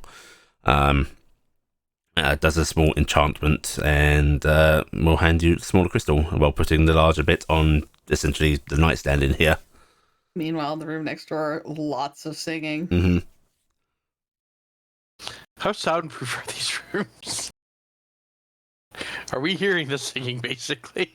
Probably muffled, but Most likely, probably not enough. It is very muffled. Like, this is solid stonework here, as they use a lot of stone shaping to build here, unsurprisingly for a magical nation. But I actually do have just straight string. Okay, I would use that instead of fishing line. She's actually going to look at both you and Tilde and go, if this does fail and you do react with some violent nature, do I have your permission to magically restrain you and your command? She looks at you, Tilde. Restrain, yes. Yes, just restrain. Yes. Okay, well then. I'd offer to sing you a lullaby, but I am not much of a singer. Not like your friend. She looks towards the wall. I mean, they are from the goddess of song, so. Yes, I must. Well, I have far too many questions for many of you now. We do seem to be a source of questions. Oh, in that case, I bid you good night. Please ignore me. I think Ignore me. and Kirk's gonna go to sleep because, again, tavern boy learned very quickly to just sleep whenever he can. And she's just gonna go stand off near one of the walls. Oh God, do I have one wall's Walter, one wall's Telltale? Just halfway through, not gonna pull out a deck of cards and start playing Go Fish with herself. She actually just pulls out a what looks like to be a little notebook, a little moleskin, and just pulls out a quill, and she's going to just start writing. She's got a lot of things to make notes on right now. She's got a lot of information today. Yeah, I mean, we are Good. probably one of the biggest sources of information playing right now for unusual things. Yeah. Telde, she does not seem to try to engage in conversation while Carrick's still awake, as if like, hey, I'm gonna let him try and get to sleep first. Carrick probably won't. Well, because it's pretty late, isn't it? It is. If I remember correctly. Yeah, so Carrick's probably going to pass out pretty quick. Yeah. Okay. Soon enough, most of you are slumbering. Telde, whether you choose to engage your sleep mode early or later on, it's up to you. I'll just continue standing there. That's essentially what it is anyway, so. Once Carrick is resting, she's going to basically move a little closer to you and in hushed tones go, so, you've got a history with Melinda. Affirmative. Would it be rude of me to inquire of your age? It depends on how you define that. I define it by the passage of time in your own personal experience. Ah. Then it would be much longer than 2. And 2 is your assumed age, being a warforged, yes? Yes. And what is your actual Somewhere age? approximate. Roughly 10,000 above that. 10,002. Oh, it is rare that I get to speak to an elder. Apologies. Should I be complaining about my back? If you have any back problems, we have some very good people to sort out those little nooks and crannies. I suppose without the bone work. Still, you must have a wealth of knowledge within you.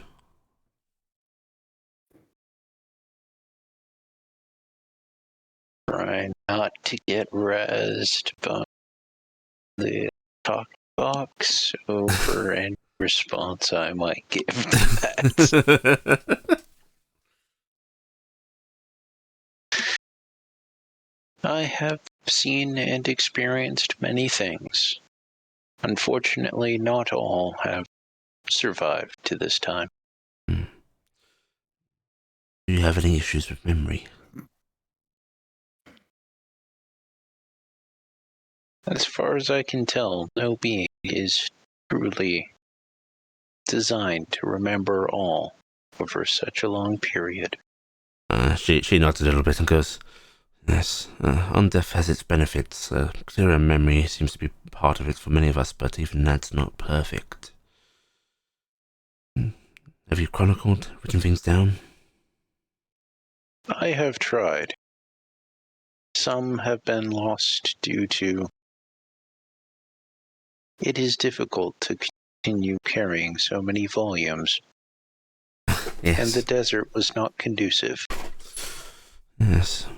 So you must have been over in Sahar to know her. Does that mean you have travelled much? I have traveled to other places, yes. Many of the different lands? Some of the different lands. I had a duty. In that case, when we are done with our duty, she sort of gestures up towards the heavens, of making sure things don't go to hell, so to speak. I'd like to say that you are welcome here, on whatever permanent or semi-permanent basis that you wish. And I would very much appreciate you adding your knowledge to ours. Be it speaking to someone and having them write it down, or assisted in chronicling it yourself. I certainly would be interested to hear from many of you. I understand that speaking of your past lives is taboo.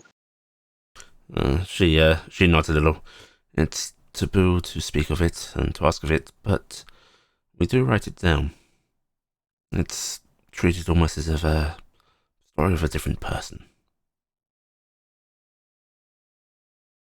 That is something I understand well.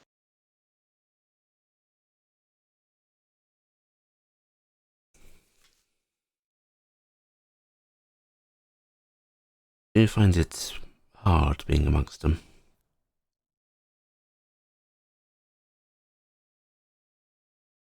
Sometimes.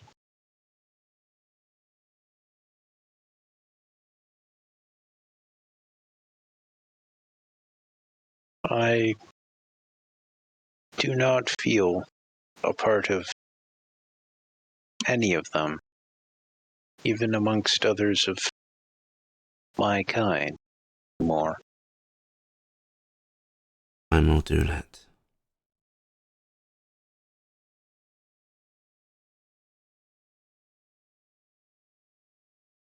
Sorry, I just heard Kronos' phone. Oh no. Kronos' phone from across the apartment. No, it was greeting Gordon. Oh, Hello, Gordon. hello, Gordon.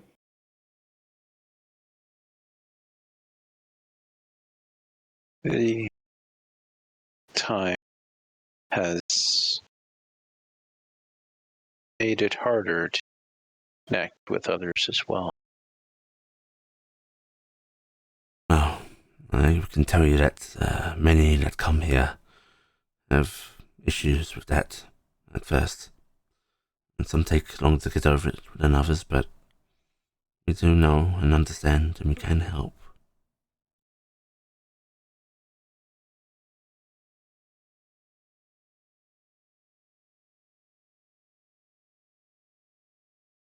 And there is... It would be appreciated. I will tell you, and this is no affront to your friends here. There's something to be said of making relations with people that you know won't be leaving you. Mortal means.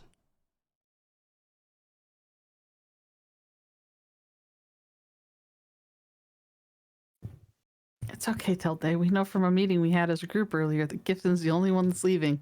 Everyone else is living forever. I understand. How long have you been here? She glances down briefly, for shaking her head and just I don't have the exact count. I stopped doing that. You won't find many here that do have the exact number, but I'm a little over, probably nearing 5,000 now. Puff. Slap on back. Ah, my child. She gives you a look, her eyes glimmering with wryness, and just goes, a mere whippersnapper compared to you.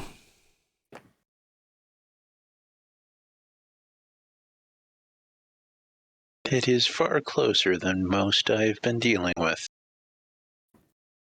Except you know Raziel, yes? Yes, he is older.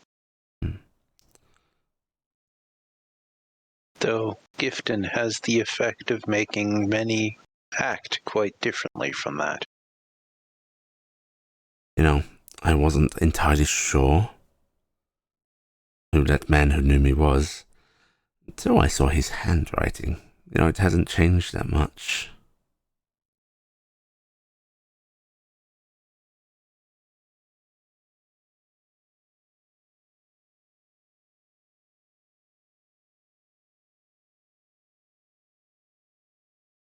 It has been some time since I have actually observed his handwriting.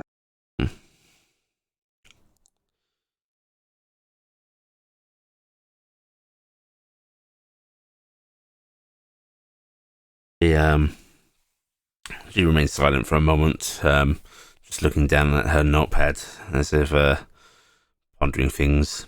And then she just sort of leans back against the wall a bit and doesn't really continue the conversation. Just starts scratching in her notebook again.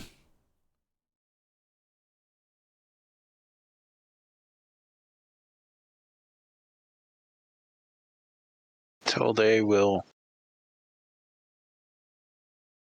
just kind of stand there. Mm-hmm. Okay. You stand there in her company until you finally settle into your sentry mode. Okay. The night passes. Can everybody tell me their passive wisdoms, please? Their perceptions, I should say.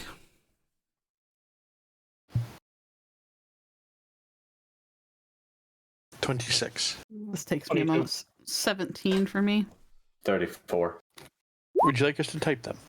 Oh, that'd be Okay, lovely. fine. Yes. You're talking about 34, Jesus. the passive perception, not the bonus on perception, correct? Yes, the passive perception. How do you have a 34? How do Certain you have a 37? certain feats on high wisdom You know, characters. Yeah. Yes! BS! You're a wisdom Oh yeah. character. I I hate. am a wisdom character! Don't you have a +7? Yeah, but she isn't. She doesn't have expertise in perception. To be fair, I have the best wisdom out of everybody in the party, so... I have observant as well. Oh. Okay. Right. I'm going to. Well, excuse me for being thematically appropriate for my character being clueless. I'm going to read out some roles. And we're going to do it in the order that they're posted in chat. Mhm. I'm going to ask you all to do a favor for me. Just note if it's higher than yours. Okay. Mhm.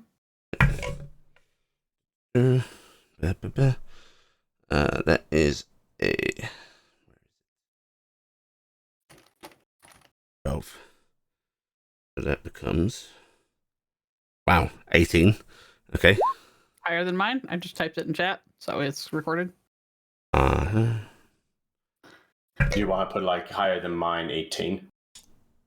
I'll do that. Yeah.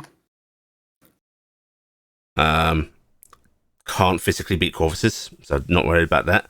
Just add lower than yours, then, Corvus. Yeah. Oh, we're doing it for every number? Yeah. 25. That's Shaxton. Yep, beats me. Yeah, let Corvus get his in first. Alright, now it checks. 19 plus 12. That's That beats Cassie. 31. 19 plus 12. Yeah. 31, that beats That's me me. also. Yeah. Yeah. Can't beat Teldays, so not going to roll. Yeah, sure, right. 31 Cassie beat.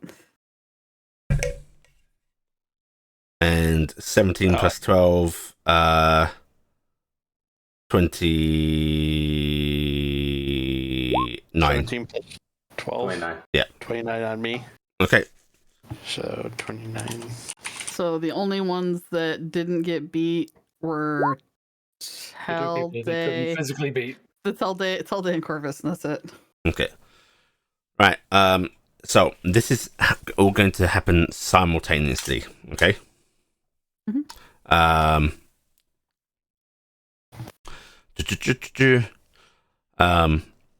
For those that have beaten it, which Telde, you're going to count for Carrick because you're in the same room, and Valda's there as well.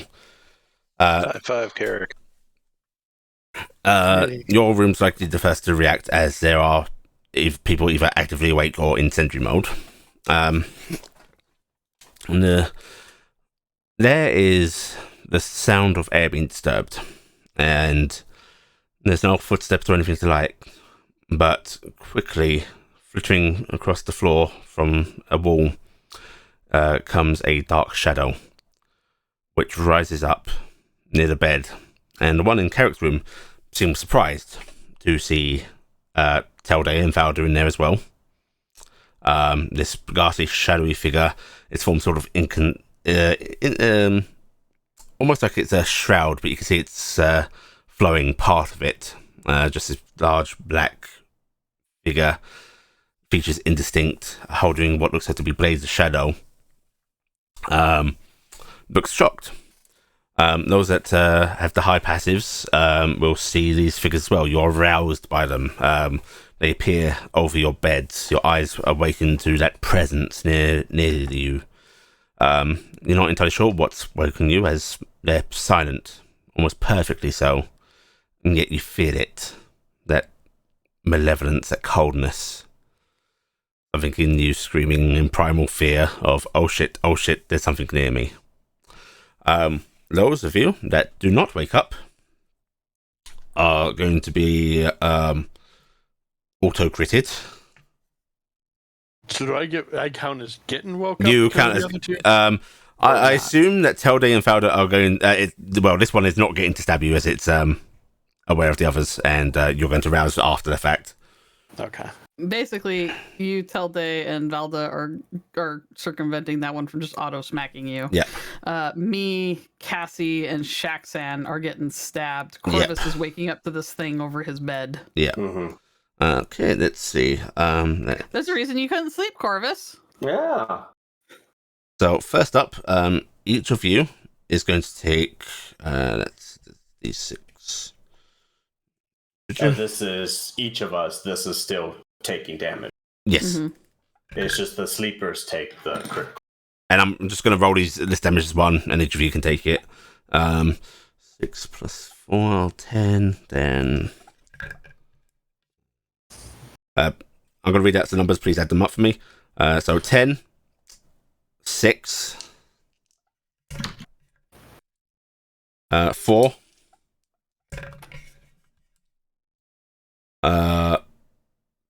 8. 28. Okay. Mm-hmm. You're going to take 28 necrotic damage, unless you have an immunity or resistance. And have if a it's, resistance. if it's critical, it's double. That is doubled. That is doubled. Yes. Okay, okay. take 14 then. Yeah. He said, mine doesn't hit me because of the other And two. Correct. your strength scores Oh, these are shadows.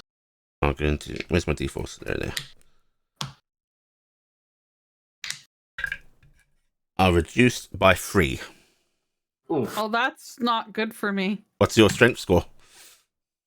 My strength score is natively a 6. Yeah, you don't want to get hit by these too often. Okay. How do I temporarily lower my strength score? Shit. I just changed the number. Yeah, just Yeah. and I'm mark gonna it down see if that there's a your way to do it. original was 10 or whatever it was. Okay. You technically go over to the gear page and just add a strength plus -3, and then Yeah. I'll just do that. Now, I must also ask, are any of you resistant or immune to poison? Resistant. I have something for poison. Yeah, Let me or look. do tell me any related things you have. I am poison resistant. Okay, all right. I I have have this. advantage on poison, on saving throws against poison. Mm, double checking something on my vestige to see if it gives anything. okay. Right, I would like each of you to immediately give me a Constitution saving throw. Those that have any form of resistance such can do so with advantage. Do I get my divine protection? Yes. Okay. I only have it against gases, looks like. Oh, it was an advantage. You said if I had It, resistance or no? it's advantage if you have resistance. Okay, I'll roll it again. There. Yeah. Not any better. Right. 29's mine. Corvus, that is a failure if you wouldn't want to use anything to I'll pump take it. You'll take a what? I'll take the poison. Okay. Right. Shaxon, that is a failure for you as well, unless you have something to bump your saves. Would I be awake at this point? Oh yeah. Okay, cool. Flash 34. Okay. Yeah, I'll allow it. Yeah, you are each awakened by these horrible shadowy figures above you, essentially plunging a dark blade into you. Right, everybody's able to act now. Thank you, Telday. Want us just initiative order it? We're going to do this in the order of the this is The passes are listed. Yep. So Gifton first. Oh, frack.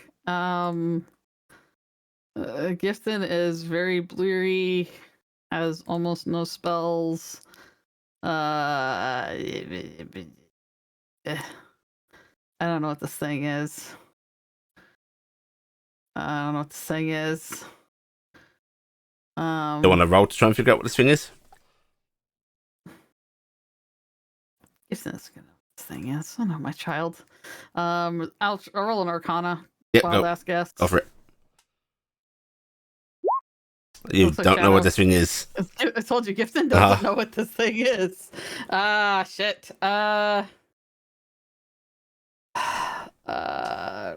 I have no real compunction. I just woke up. I feel really sick from the bad thing that just happened to me. So I'm gonna go for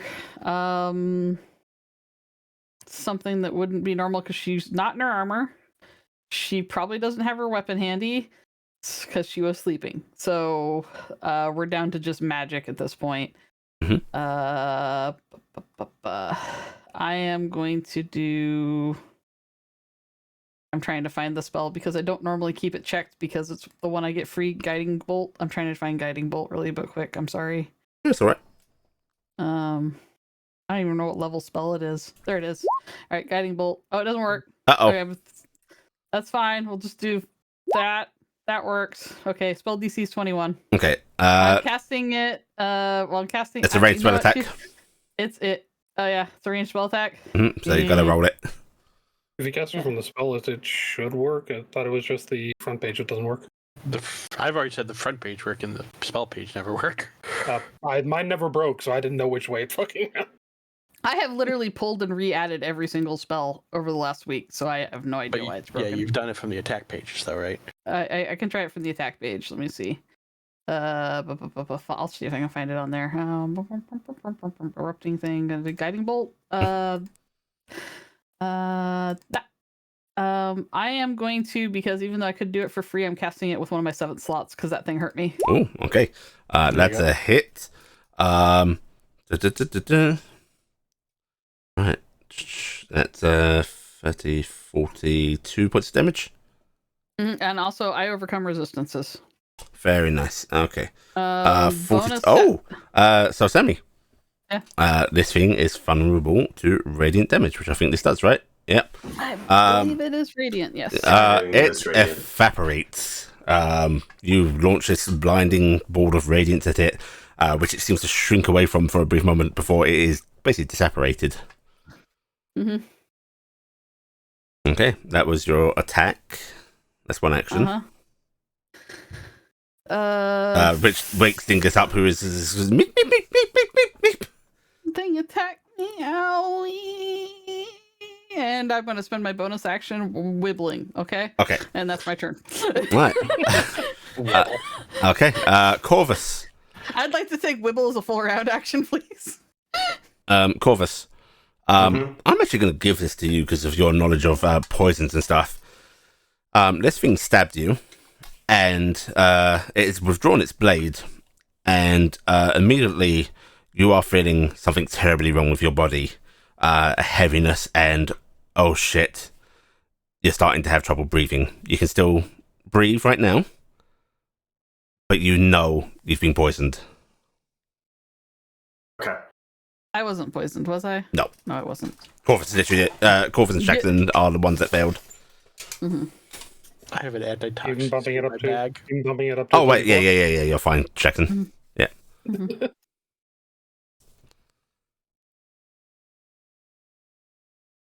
Okay. Well, Corvus is going to react as Corvus reacts, and is going to go really bad for this guy. Do you want to make a knowledge roll on what this is? Sure. Go for it. Give me an You said Arcana. Arcana? Arcana or Religion. I will accept either. Also, think of the they're state about the of your same. characters as you wake up, because I don't know if all of us would be sleeping in our armor with weapons. 24. Yeah. This Nice. is a Our man who hates shadow. magic. Although, as far as you're aware, shadows aren't normally armed like this. So this is a little bit special. But yeah, this is a shadow. Ghosts, then. It's a terrible type of undead that is essentially a living shadow. They find it very easy to split into darkness. They can like move through tiny gaps and such. They are weak to sunlight. They are vulnerable to radiant stuff. They have resistances to most other non-magical things, and are completely immune to necrotic and poison. Okay.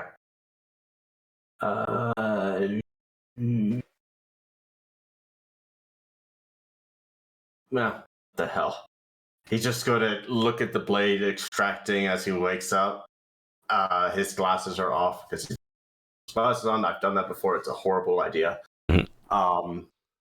And he's just going to glare at the creature, channeling the magic through his arm. And my only 8th level spell. So have fun. I mean, if it makes you feel better, I was burned all the way up to level 6 for spells. Okay. And all my 8s are gone. Reality break. Okay, wisdom saving throw. What's your DC, Corvus? 23. 23. What's the wisdom bonus? Oh, it fails even though it rolled a 20. Okay. Did you summon a black hole in your room? Yep. Okay, so it must make a roll on the start of each of its turns. Mm-hmm. Okay, anything else you want to do? So bonus action, I can only do a bonus action cantrip.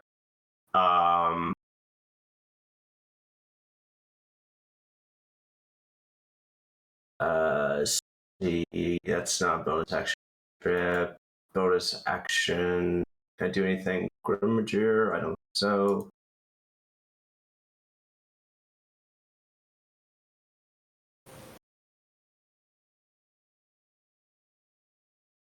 I mean,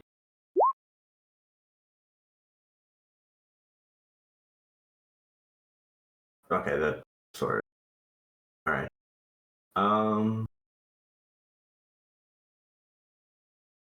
Yeah, I don't have a bonus action on you. Okay, do you want to move or anything? Get out of bed.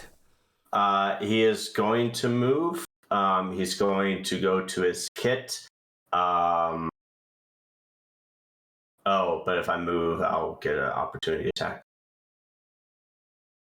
Might be worth it though. Notably, attack of opportunity is reaction, and it can't take them because you failed your. Oh, yeah. Oh, yeah. He's going to roll off, go to his kit, start pulling out. Can I cough something as a bonus action? You'd have to get it first. Yeah. It's not on your person, so you can grab it, but... Yeah, but bonus action, you can take it next turn. Mm-hmm.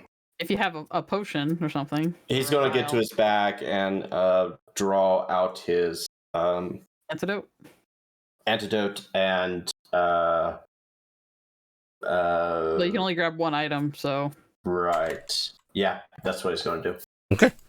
And he's just going to keep that focus on the reality shattering in his room. We're going to roll its thing now because we're handling slightly out of turn stuff. So it's a D10. Yeah, that's a D10. Okay, it's a 10. So, Chill of the Dark Void, target takes 10 D12 cold damage. Okay.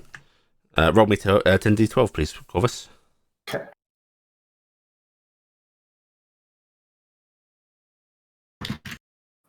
Probably has resist cold. It does. So it takes 34 points of damage. Reality seems to shift and warp around it, and you see these cold tendrils of void reaching out and caressing it, and it does not seem to like it. Okay. He is going to shout though as well. What are you shouting, Corvus? Well, I mean, the obvious thing is assassininos. Okay. Assassino. So that translates. What does that translate to? Murder? Assassin. All right. So we hear from Corvus's room. Shaxton. The question I have is, because I've had checks do it previous in the past, would it be unreasonable for him to have slept with his revolver underneath? High or low? I'll go high. All right, we're gonna roll that in here because I don't want to use the D100 on dice. If it's high, yes, you have. Oh well.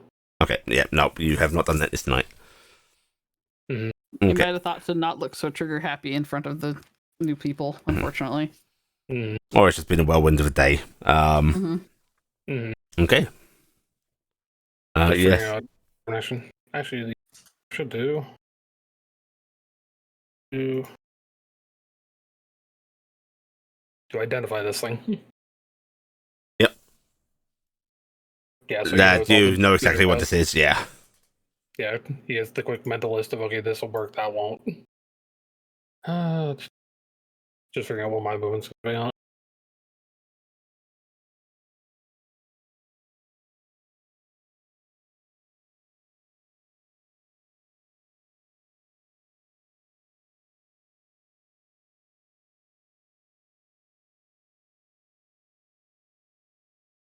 I forget, it's if you cast a spell, you can't cast something that doesn't take... If you cast a spell, you cannot cast anything other than a cantrip, right? Yeah. Correct. What But it about has to other be way a around? bonus action. If I cast a normal action cantrip, can I cast a bonus action spell? Yes. Okay, cool. You're restricted to those two during it. Yeah. In either order, because it'd be really weird if it restricted it one way or the other. Yeah. Mm-hmm.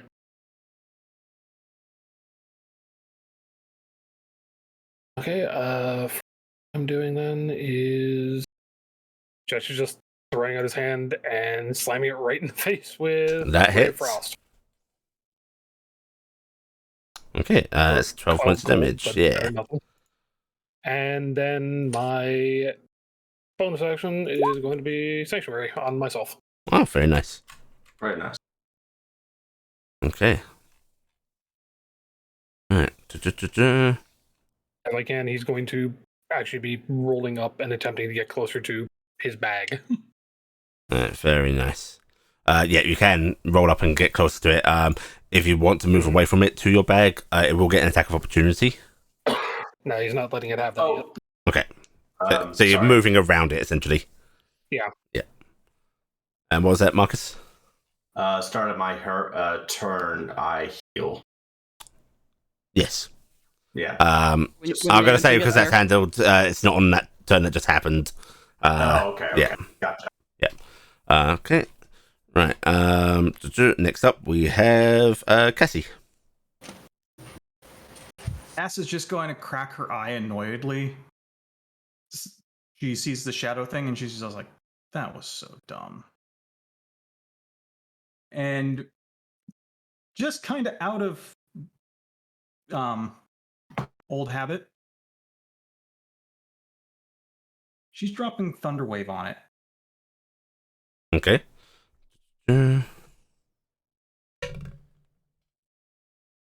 What is its bonus? +2. Okay, so it passes. Is that half damage on success? Yes. Okay. Let me show somebody else. It's also resistant to it. Okay. So it takes 12 points of damage. But it's loud. It also knocks all unsecured objects within 10 feet around, 10 feet away from you. Okay. Everything goes. Your sheets are gone. Uh-huh. Hopefully And- they've entangled it. And yes, everybody, all of us know for sure because it's a 300-foot audible Yeah. sound. Cassie got her lightning back. Which probably on the inside of this building is distinctly unpleasant. Yeah. In fact, Cassie, your own ears are ringing. Yeah, I know. It was a stone building, wasn't it? Yep. Yeah. I thought they would have made a wood building because they're undead and they want something to last for fucking ever. Mm-hmm. Okay. With a disengage, I can break away from it to move elsewhere. Yes. Yeah. Do you have a bonus action disengage? I was going to use my move action to disengage. Disengage It's is an an action. action. Yeah, And then disengage use your takes move to your. move. Yep. Ah. You use your attack action to attack. So A rogue used as a bonus action. Okay. So I can't disengage. Nope. Okay. But it's pushed back, right? Not because it's saved. Yeah. It's saved, okay. so it gets to stay. Okay. Stay to stab. Can you kick it? Bonus action? No, I know what Oh. I'm doing. I'm going to just get out of bed and walk away from it and walk over to where I stored my rifle. Okay, so we'll get attack of opportunity. A 17 plus 8. I'm pretty sure a 25 hits. Easily, even when I'm armored. That would hit Louis Swa, and Louis Swa was built for defense. Right, okay. That is 2 plus 6. Then 12, 13, 14. 15 points of necrotic damage. Okay, that gets halved. And resistant to necrotic. Yep, that gets halved in, and your strength score is going to go down by 1. I will get the 7 points. Shadows are killers. Give me 1 second. I'm adding all this together. Yeah, the damage is the negligible part of a shadow attack. All right. It is So that. I walk away. I'm over by my rifle, grabbing the rifle with bonus action. I think it was that I heard. And then Action surge. action surge. And then I'm just going to unload on it. Okie dokie. I'm not using my sharpshooter stuff, even though that might be fun. No, I'm not doing that. I want to hit this thing. I want to hurt it. Okay, that's a hit. That's a crit. Oh, Nice. wait, you don't have that's not a advantage. crit. Yeah. Yeah, no, I forgot. It's a hit still. Yeah. Hit. Yeah, it's still a hit. So I'll roll the first one twice. Yeah. 17, Okay. 22. Okay. And this is a non-magical rifle or magical rifle? This is a non-magical rifle. Okay. I haven't gotten any. All This right. is the rifle that I was handed. That's also a hit. Okay. 22.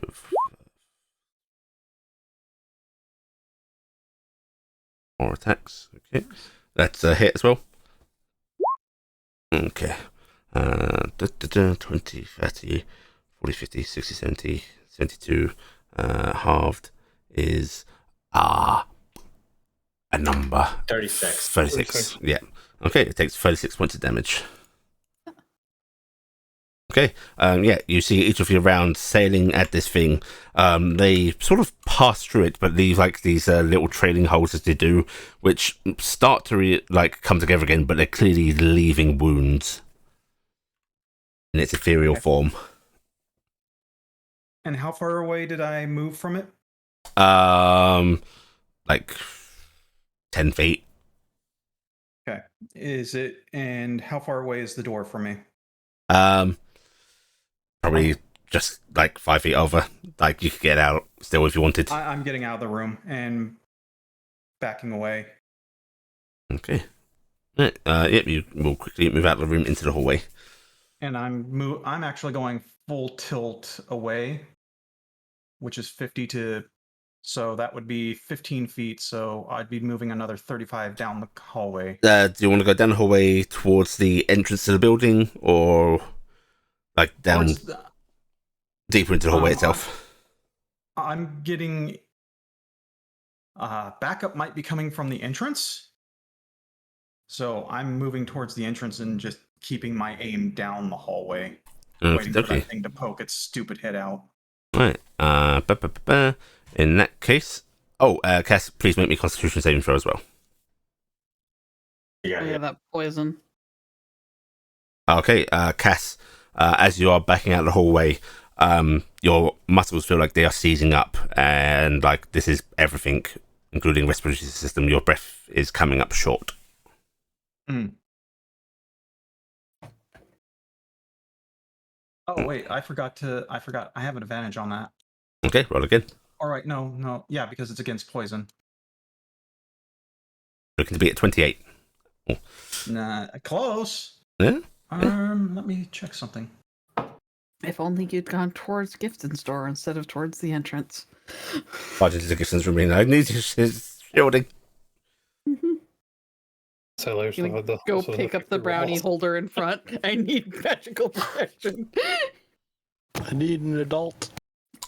Okay. I'm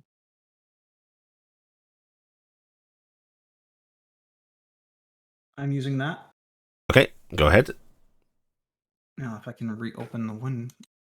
I don't know what you used. It's reroll. Somewhere. Yeah. It's somewhere. Okay. Far upper left.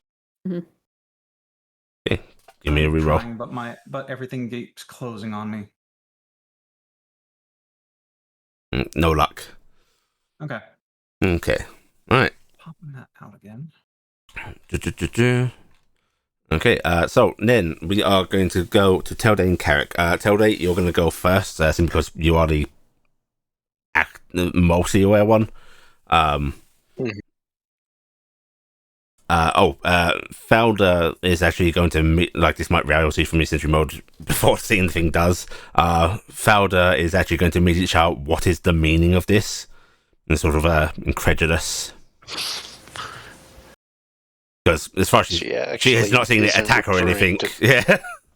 She's not actually referring to the shadow. She accidentally just miswrote something and is yelling at her book. Yeah, right now all she's seeing is an intrusion. You said it was Arcana or Religion to try and figure out what it was? Yep. Do I need much of a justification or just whichever I feel like? Whichever you want to go for. Yeah, you know what this is. You know that this is a shadow. You know how deadly they are. You know their various weaknesses, resistances. Okay. Yes. Does it appear to be repairing, trying to attack? It is holding shadowy swords. It does not look like it's preparing to attack because it never really got into position because of your presence. But it's armed, and you're quite aware that. I mean, it's a little shaky in the city of the undead whether it's still the case, but these are malevolent entities normally. And they kind of snuck. We also did hear just on the violent. Yes, you will. You will hear a Corvus yell or muffled. Actually, yeah, passive perception is fine. You hear a muffled yell of assassins. You hear a deafening, thundering boom that resounds through the corridors. Gunfire shots. Flash of light in the hallway. And sobbing, which unfortunately you probably don't hear. Yeah. Wibble. Wibble. Hug dingus tighter. I got stabbed with a knife as big as me. I've got a reason to be upset, okay? They're not humanoids then, so... No, they are undead. Alright, in that case... I can barely move now. I have 3 In that case, I would go to attack it. Okay. They let us keep our weapons. I wouldn't. You weren't. Sleep, yeah, so, yeah. You also have one built in your arm. Yes, but that's not the one that I've been using most of the time. Ah, okay. I thought that's where the Volpal one was. No.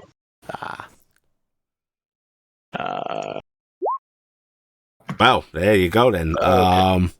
Hang on, I gotta read Vorpal real quick. And that is actually The one it has a head. Okay, so yeah, you immediately snicker snack this thing, and it dissipates. look down at the blade for a second, look up at it. I guess the question is, Look can it around. survive without it? I'm gonna say no because they still need them. Yeah. Okay. Because the shadow's one of those things of Yeah, if this were a different kind of undead, like a more indistinct one, but these definitely have a humanoid form, so I'm saying it needs its head. It's just his head separates and then the shadow slowly melts back together. I am now going to make sure that Carrick is roused. Are you gonna sit next to his bedside and go, there, son, there. Yeah, Carrick, you aroused to the sound of Fowler yelling, "What is the meaning of this?" and opening your eyes just to see Telde's blade lash out and essentially disincorporate a shadowy figure. Did I see it long enough to make an arcane check to know what it was? You can. All right. Yep. You know what that is. Carrick's just gonna look over at Valder and go, hopefully that wasn't a citizen. We don't know. Shit. She's going to. We must check on the others. Yeah, she's actually heading for the door. By the way, Carrick, no bad dreams. Okay, that's a good thing to know. Unless this is a bad dream. Yeah. What if this is the bad dream and you're fighting the bad guys? I mean, this is a better bad dream than the other bad dream. Yeah. Better than they have been. Carrick's... You should have totally woke up and went, wait, is this a dream? I'm going to head on out because Carrick is his own weapon. So Yeah, Telde, Carrick, and Folder, you can head out into the hallway, and you'll see Cassie out there with her rifle leveled down the hall.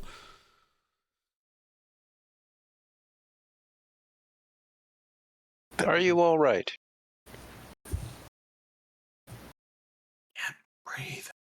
Can't breathe. By instinct, going to walk over, or rather move rather I guess quick. the shadow creatures is in the hallway, so yeah, you can do that. You don't have an action. yeah, You attack. got it. You attack. Yeah, This yeah, is no. coming into the hallway and seeing things. Yeah. In that case, Eric has an action though. Yeah, but I don't have restoration. Yeah, but I'm saying you can do something. I don't know what you can do. I unfortunately don't have anything to deal with. Do you want to check out her open door and shoot that thing? Can I get in? Yeah, I'd say you can move up there. How close to the door is it? It's like these aren't the most massive rooms. I'd say it's 10 feet from the doorway, sort of diagonally. This is where I suddenly go. Just magic missile the shit out of it. That was part of the plan. And real quick, the only thing I could do was bite it. Yes, there was a plan. I mean, it's still damage. Yeah.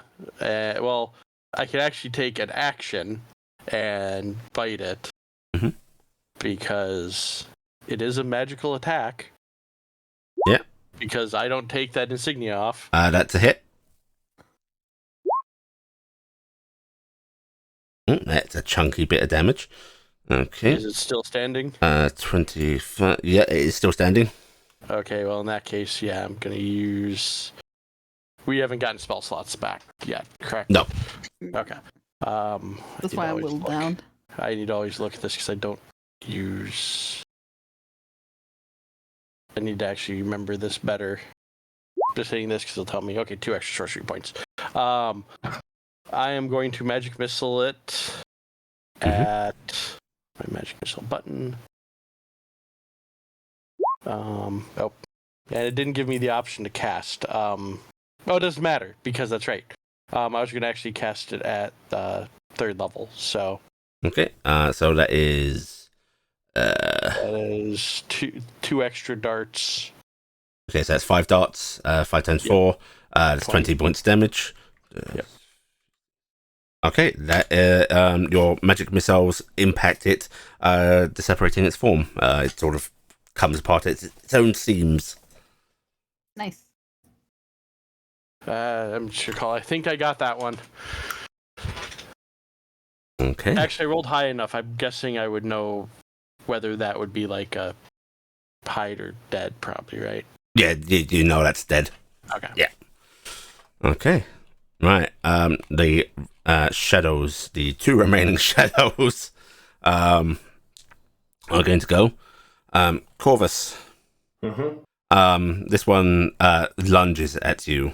You can see its sword lashes out. That's a 20. That's a crit.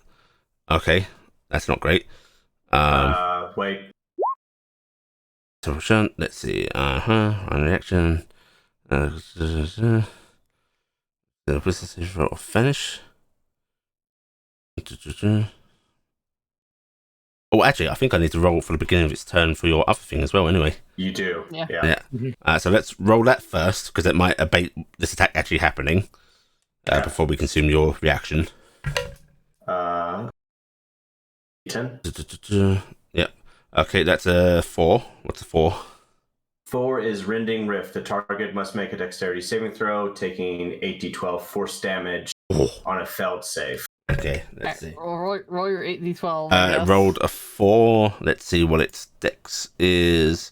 Plus 8. That does not beat the DC, so that's going to be full damage. So I don't think even if you had a 20, you'd beat it. Wow. 49. Oh, that is chunky. That is 34 plus 49. 40, 50, 60, 70. Yep, it's dead. It does not get its crit on you. It got shunted to the astral plane. Yep. Far realm. So it gets shunted away and does not return, Corvus. Okay. You can deal with the other one. Yep. Shaxton. Let's see. Let's roll its attack against you. That's an 18. I'm rolling spice. It has to beat a 25. Yep. Also, it has to pass a wisdom save to attack you, doesn't it? Yeah. Alright, so remember that 18. That's the dice roll. I'll add its modifier if this succeeds. Wisdom, it's got a +1. It's got to be what's it? Your spice save DC is 25? It'd be, if I don't have my screwdriver in my hand, it'd be a 24, but I don't think it'd beat a 24.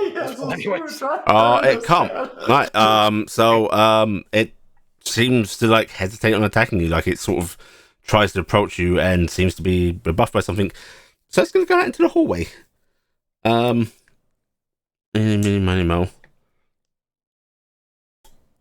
I'm going to be kind and I'm going to roll a d6. 1 to 2 is going to be Carrick. 3 to 4 is going to be Telday. 5 to 6 is going to be Cassie. Okay. All right. That's a 1. So it's going to try and stab Carrick. Okay. In the other room though. Or wait, No, they're in In the hallway. Yeah. Oh, I thought you went there to bite the one thing. Oh yeah, that's true. you Yeah, went so there it to would be bite between. So I'm going to say this is you, Telday. That's the lower end of the die. Right. Okay, and that's a 7. 7 plus 8. I do not think hits your AC. That's a 15. Probably. Yeah. I don't think it even No. tickles the number for Yeah. you. So this. No, I was debating on whether to hit it with a reaction. So it swipes at you once, misses, and takes its second attack.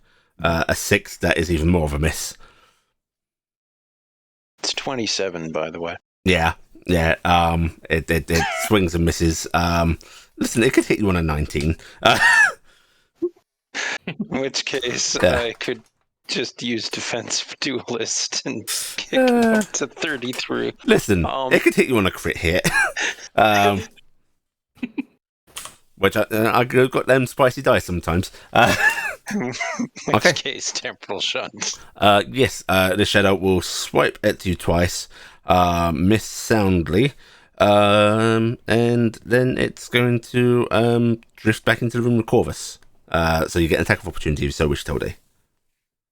Yeah, I will take it. Cool. I swapped rooms. Yeah. I'm glad it went to Corvus and not me, because that would have been not good for me. No shit. That's a hit, and I was actually terrified it was going to come in and attack me because I'm pretty much shit out of luck right now. I mean Shaxton's room, Corvus, wrong one. Yeah. Okay. I was wondering. That is yeah, that does not kill it, but it is definitely hurt by that. Okay.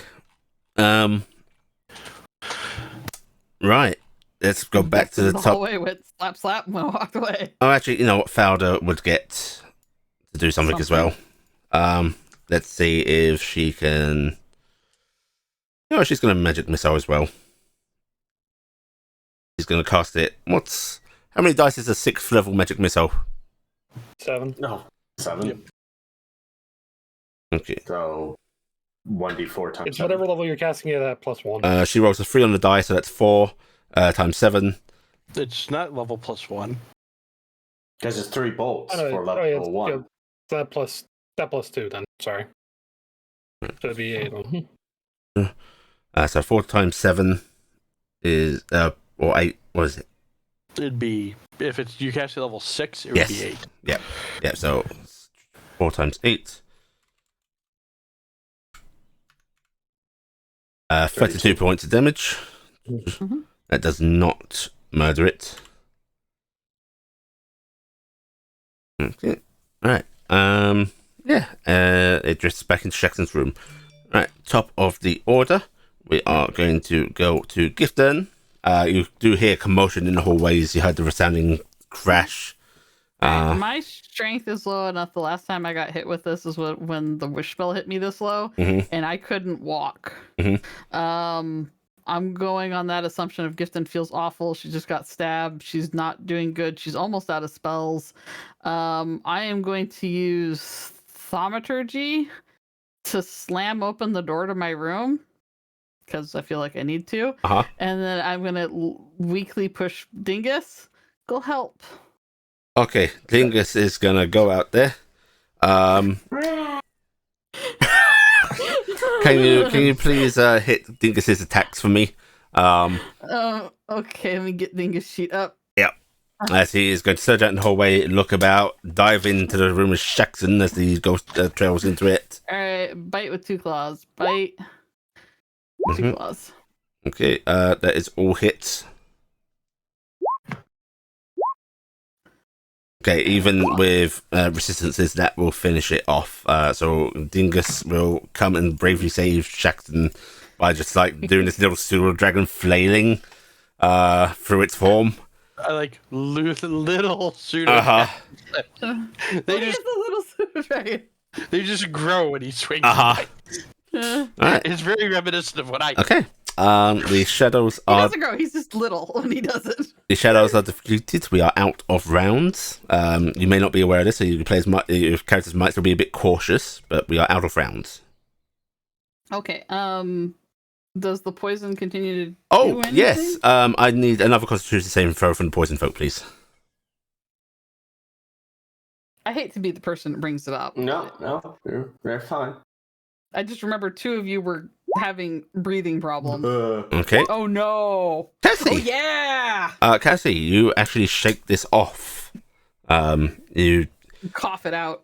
I mean, you still feel fucking horrible. Your muscles feel like they have just been fucked up completely, but you feel the effects subsiding and not getting worse. Corvus, you are going to see. This is the nasty thing. You're going to lose 4 points of strength. Oh. Okay. Yep. And Corvus, you cannot move. And I'm cannot assuming breathe. he can't talk either, right? Nope. Can't breathe, can't talk. Yep. What is your Okay. Constitution score, Corvus? 3. Score, not bonus. Oh, 16. Okay. Well, it's 3 minutes, right? Yeah, 3 minutes. Yeah, that's what I said. And that's 3 minutes on taking a good breath. So give me a higher low, Corvus. Low. Yeah, I'll get into D100 this because right. You have 3 minutes of breathing. You feel your lungs starting to struggle and shut down, and you take in as much of a breath as you can as you collapse to the ground.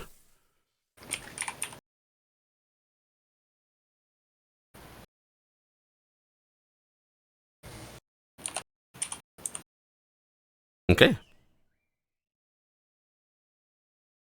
Oh, sorry. So we can see Cass Mm-hmm. is in the hallway. You saw Dingus come flying out of Gifton's room. How is the room like? Where's Corvus' room compared to the rest of these? Because that's the one person. You're all close enough that it's not an issue to move to the rooms. I view this as this place actually has like 5 rooms on either side of this hallway, and you've just taken up residency in certain rooms. I'm gonna try to head to Corvus's room then, because you can move over to Corvus's room, opening up the door, and yeah, you see him on the ground, wounded in his like not over the heart, but in the chest, you know. And he is like you're not completely paralyzed, but you are not breathing. You are struggling to move, and it's very clear. Is it obvious without a medicine check? Okay. Yeah. Carrick's gonna yell, someone get down here, Corvus is not breathing. I can even stick my head out before yelling. Can't get up. Dingus is rushing back to Gifton's room. Doing the meep nudge nudge. I can't get up. I head to Corvus's. Yeah, as you're heading to Corvus's, all of you are getting broadcast from Dingus in your head of Gifton can't get up, Gifton can't get up. Jax will start heading that way. He's haphazardly slung basically his holster on his belt with a pistol in it and the screwdriver and just basically the pants he was sleeping in. Fuck it, I'm doing this. Actually, Corvus is closer than Gifton? Or Gift can be closer? Yeah, I'm sorry. You head to Corvus, I'm already heading over to Gifton. Equidistant. I'm gonna play a card to get advantage on my medicine check. Okay. Make a medicine check on Corvus. Use the card. You cannot identify the poison. You know what is happening to him. So I know but I can tell he. Yeah, you can tell he's been poisoned. You can tell his muscles are seizing up, and you can tell that's affecting his breathing. I'm gonna yell that out as best as I can, unless I turn around and see Tilde in the door, and then I'm just gonna say it because. Yeah. While you're all sort of rushing about, Fowler is clearly sending a sort of frantic message, telling Lufa to get down here now, and he's going to sort of bust in the door, running in. Cass is spinning on him. He seems to ignore the rifle aimed at him, and is just going to look hurt, wounded. Where? Cass is raising her hand, but pointing towards the doors. He's going to go for the nearest door, which, fuck it, was this roll. He's going to attend to Gifton. At that point, probably Jax would have gotten there as well. Yep. Until they get to Corvus? Tell they can get to Corvus very easily. In that case, I will cast Lesser Restoration this time. Okay. I assume. I can't. Yep, Corvus, you feel that poison being purged from your system. However, I'm going to need enough constitution saving throw for your body to actually, get itself out of this. I'm gonna have to clean my boots. Hold on. Mm-hmm. I'm trying to hit this button because I was going to hit it before he did the roll anyways. Oh. It's just that fun roll. You're going to still need the roll. I'll just figure out which one. Dude. D10. Roll a D10. I rolled D10. Okay. I thought I actually had that. Add a D10 to that, Corvus. Add 10. 5 to it. 5. 17. Okay, do you have advantage, Corvus? For anything related to poisons, yes. Okay, yeah, and I will confess. Okay, Corvus, it's a struggle, but you draw a breath. It still feels hard to move, just from the pain, really, of your muscles contracting like this.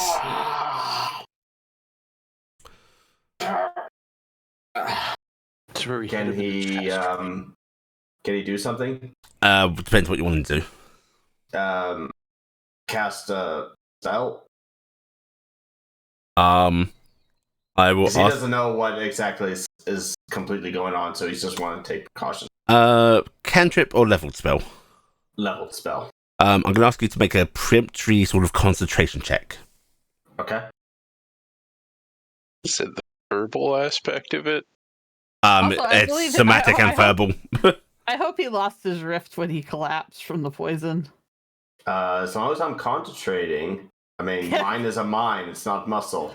Yeah, I'd say that's gone. Yeah. Okay. I'm just saying you probably Otherwise, wanted to let you that go. probably should have creature's run gone. some of those concentration checks in there. Yeah. Well, It's a that target on the creature anyways, and the creature's gone. well, Yeah. and that, Yeah. and if you kept doing it while the people were running in the Yeah, room. you can try and cast spell, Corvus. Okay. With the people in the room that he sees, at least. So Carrick can tell Dave. Yeah. Not sure Okay, that tell they is a fireball level spell, so we're not going to do that. He's going to concentrate and do this. Come on. What are you trying to do? All right. Just tell me what you're trying to do.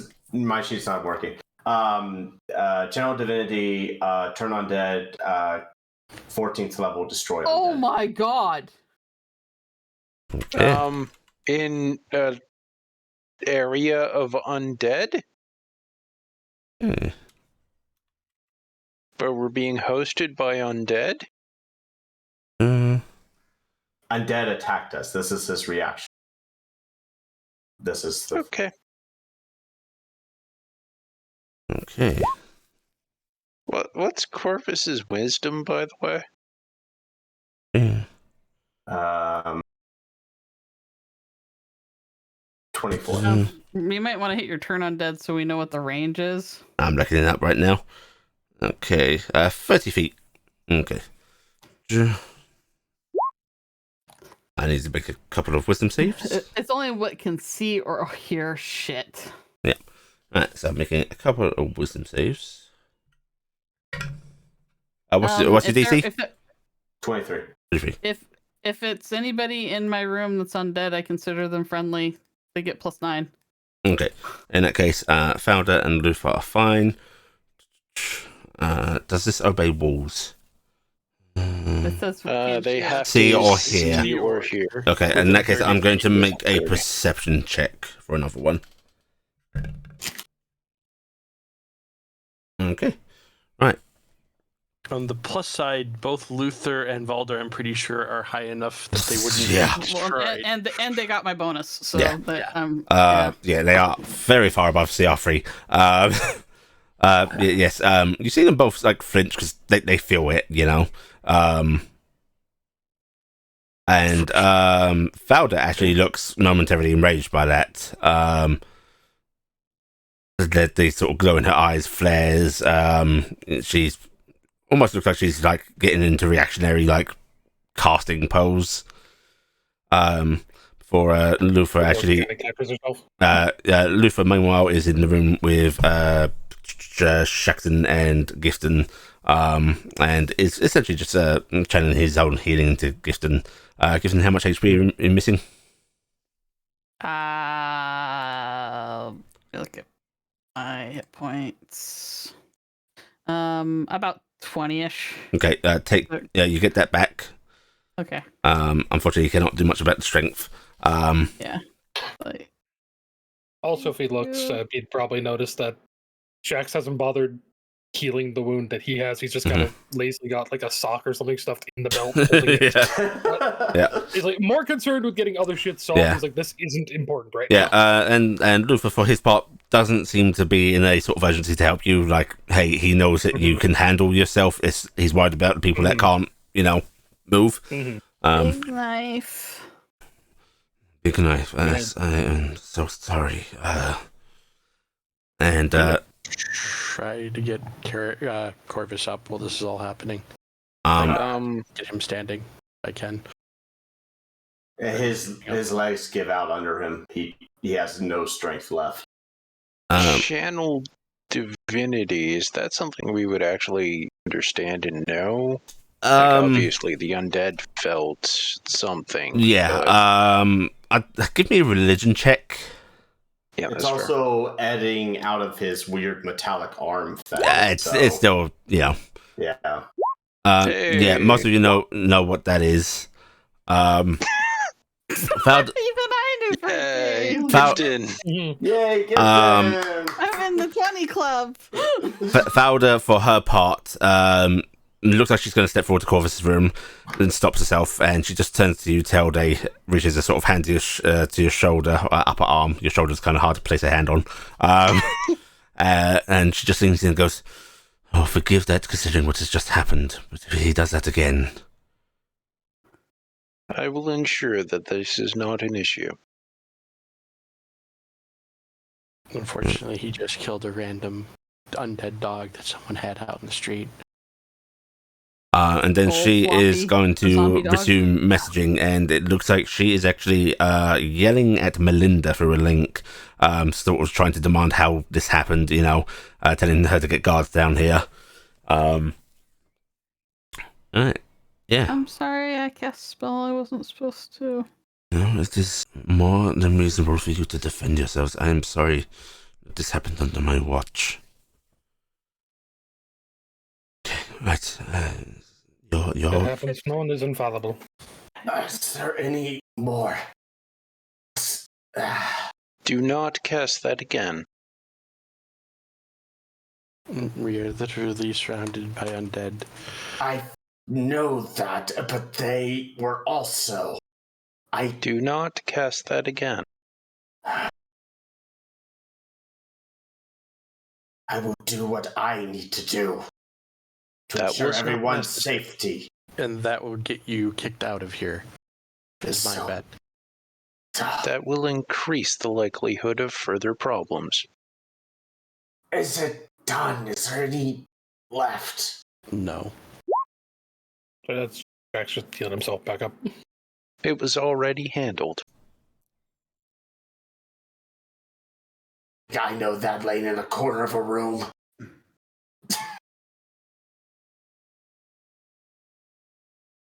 You're okay, little one. I just can't get up. We should check on the others. I'm not... They filled up the wet knife wound. Thank you. I'm sorry. See to him, or Eric. I will be checking gift. Okay. Carrie should make a strength check. Okay. Corvus weighs 160 pounds. 160. Okay, I'm just deadlifting him. 724 strength. So Corvus is basically the wife of the group. Yeah. Actually, I think I weigh less than he does. No, I weigh more. I weigh 136. Corvus is taller than you, though. That's why it's hilarious. But I used to weigh less than him, but then I got my arm, my leg back. I'm going to get him sitting on the bed. Just lay him on the bed. He can barely move. No, I want to Corvus sit up is because if he's coughing stuff up, I don't. Yeah.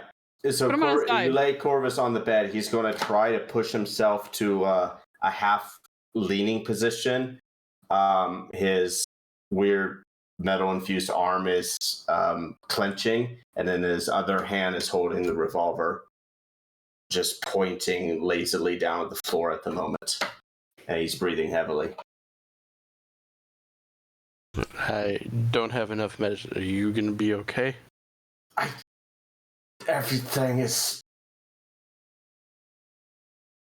All the strength is gone. It's just hard to even breathe at this point. Luther is actually going to leave Gifton in Shaxton's care, and he's going to move over into Corvus's room. In the hallway, Fowler is actually putting up what is to be very bright spells. Most of you would know this as equivalency to sunlight. It's incredibly bright in the hallway, and that light is pouring into the rooms with open doors. So she's checking the shadows, not letting him hide in any of them, because that's what they do. They hide in the shadow of a chair. Meanwhile, Luther is coming into Corvus's room, and he is approaching you, Corvus. Corvus raises a finger up towards him. What? Let me see to you. I cannot do much about the weakness, but you're wounded at the very least. It's healed. He will see that there is no wound. Good.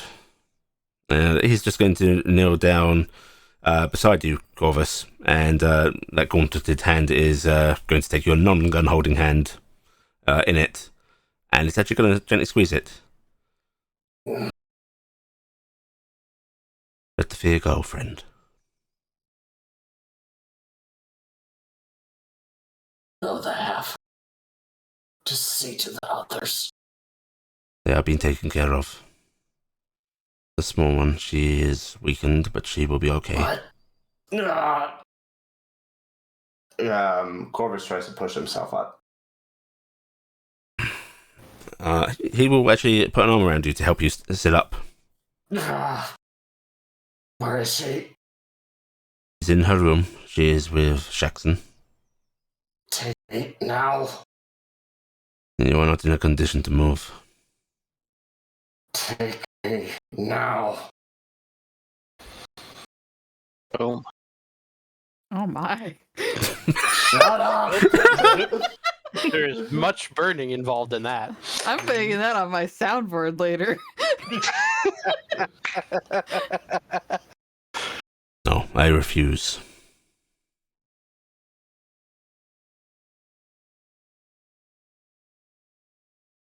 She's pregnant. If that has any meaning to you. Ouch. Dude. I'm gonna smack him. Okay, I need you to make an attack roll. He is prone. It's not going to count, so no advantage. Melee attack? Okay. There's just somebody doing this probably for blocking the- attacks on him. For the bonus.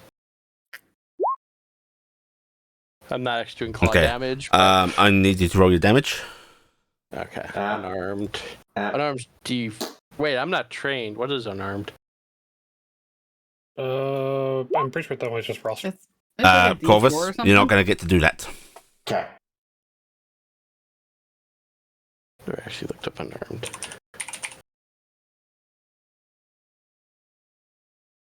What is it? Is it just one? If you don't have anything special? 1 plus your strength modifier. I think 1 plus your yeah. strength. Okay, and I get +1 magic, so 9. Okay. So there is a rather, crunchy sound as you impact the armor of Luther, as he just quickly moves his body in the way.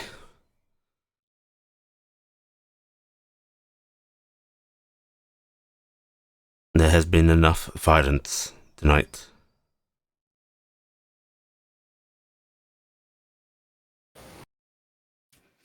Luther's too good for us. Forgive the sins of those who have acted in fear. Fear of what has happened and fear for your friend.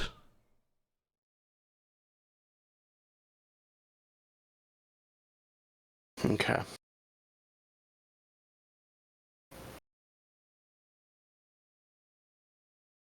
Go see to her. I will watch him. Okay. I'm gonna go check on that's Corvus. I'm leaving on Gifton. Gifted. Jackson actually, well, they've been having that conversation with her. Actually doing the little bit he can, checking if over, make sure she's okay. Small strength check, that sort of thing. Mm-hmm. And finally asks, like, do you want someone to sleep in the room tonight?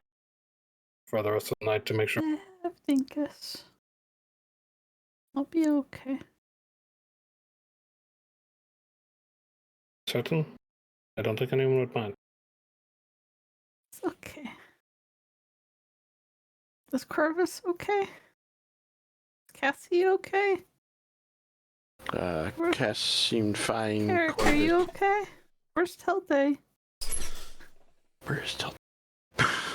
I was going to go check on Gifton, but things were happening, so I didn't comment for a bit, and then time just kind of jumped. I'm just saying that little bit of moment of I'm having with Jackson is she's asking, are all these other people okay? Is that's what Gifton does. Telday just leans into a few waves. Hello. Honestly, I would probably see that she's being taken care of, not give thumbs up, but like give a nod to Shax and probably go check on Cass. Okay. Jack will just when she keeps asking, go, everyone else is fine or being taken care of. I am here to make sure you are okay. I'll be okay. I just can't Okay? get up. I can't move. And You go think back the and babies go and are rest. okay? Everything I can tell, they seem to be.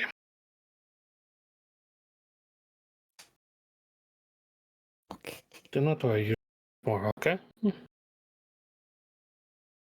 Jack's just going to go, Dingus, can you please act as your pedal?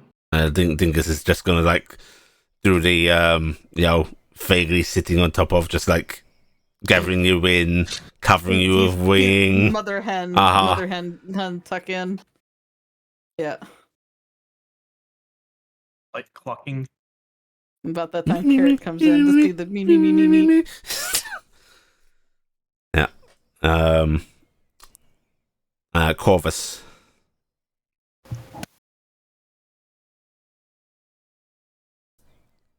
Yeah, I'm here. Luther is going to basically seat himself on your bed beside you, which the bed creaks, because that's some heavy armor that he is. Mm-hmm. That he is. And he's just going to look down at you and go, you need to calm down.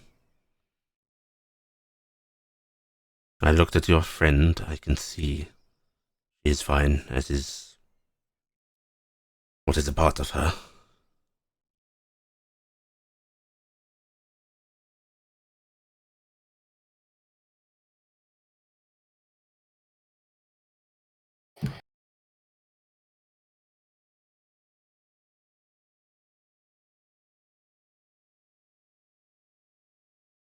What do you want me to say? I want you to say that you understand how severe your reaction is.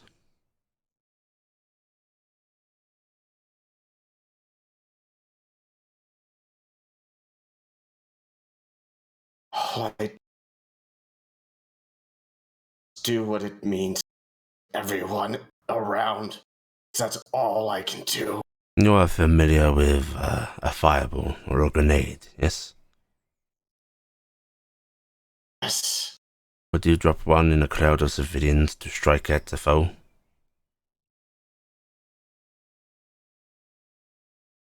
Because that is what you just did for us.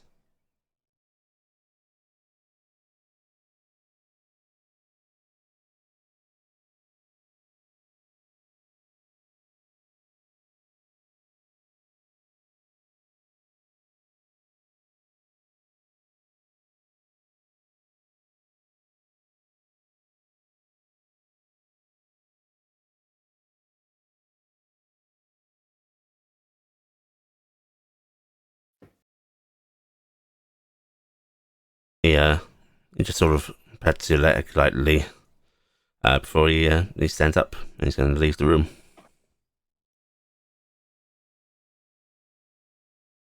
He slowly draws in his finger that was pointing at Luther the whole time.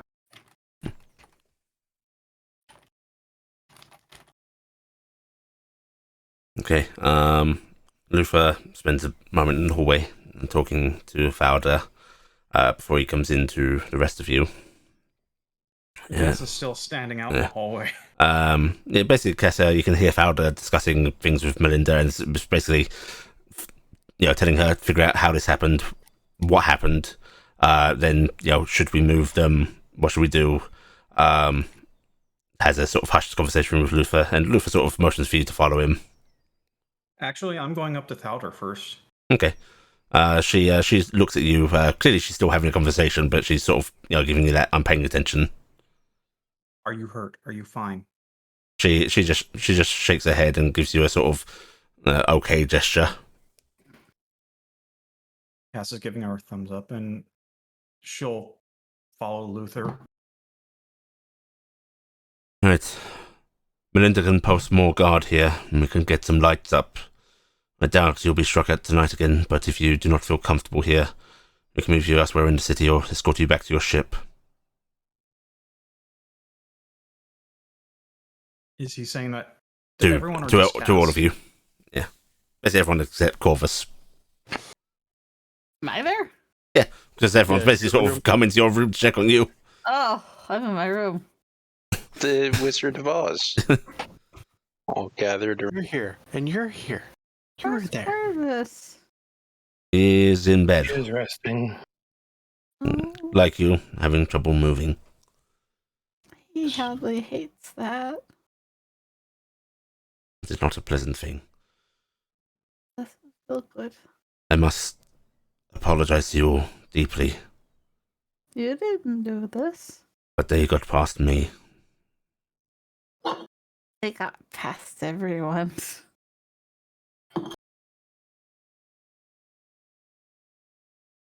I mean, it's what they do. I did not expect. Those weren't people, were they? I didn't kill a person, did I? He shakes his head and goes, "Not sentient creatures, no." Okay, I felt really bad. There's Is no it way to tell where they came from now that they're gone, is there?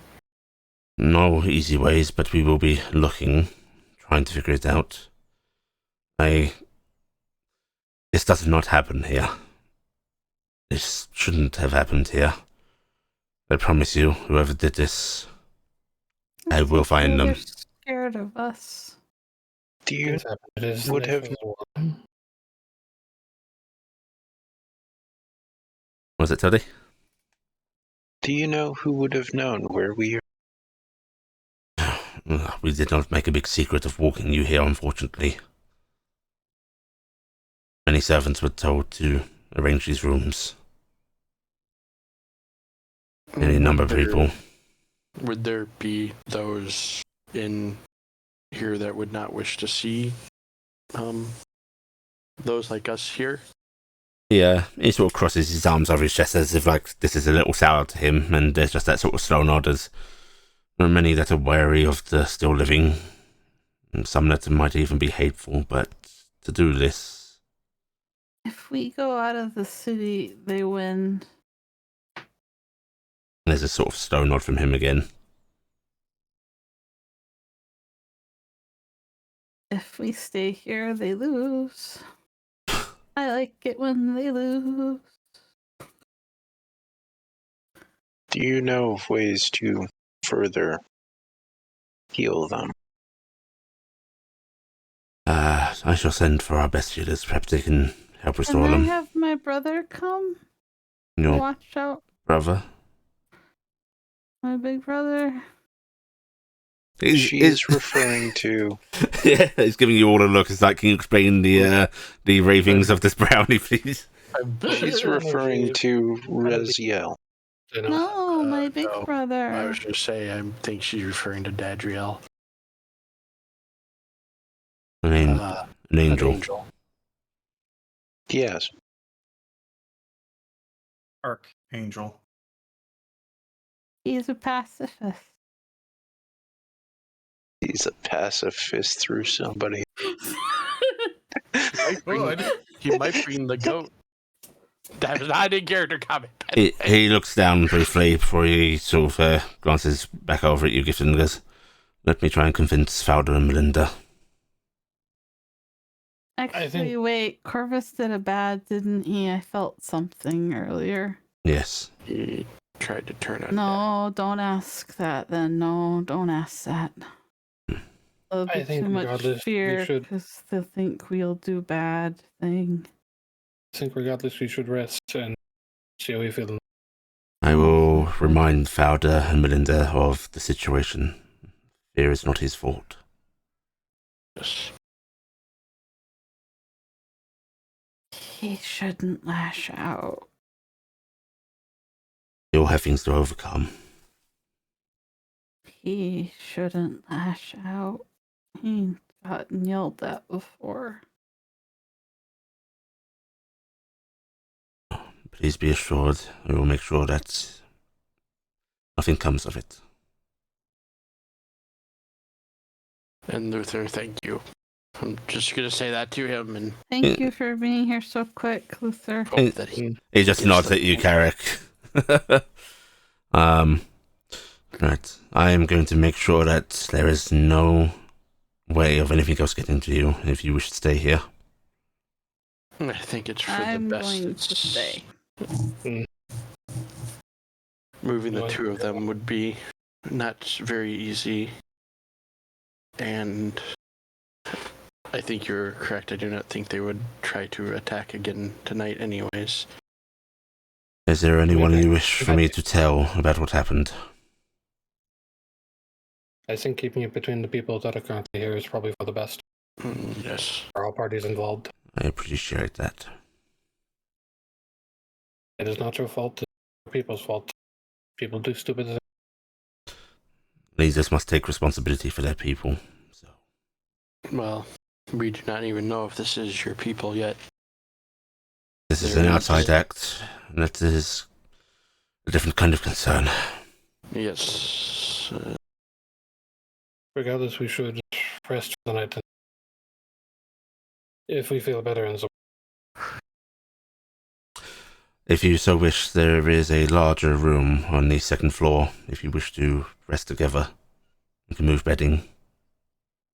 Cassie snores. I think we. You giggle. And how we are.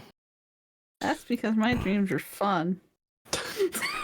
Please feel free to rearrange things as you do. And in fact, if you wish to create a mansion or what have you, magical means, I think it can be allowed under the circumstances.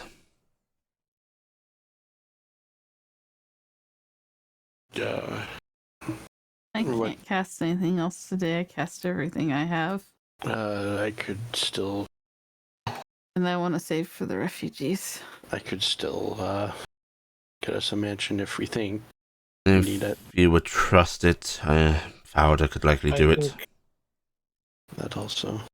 I am personally convinced we should be okay for the remainder of the night. Do not agree? I mean, Agreed. On the plus side, at least up to this point, Valda's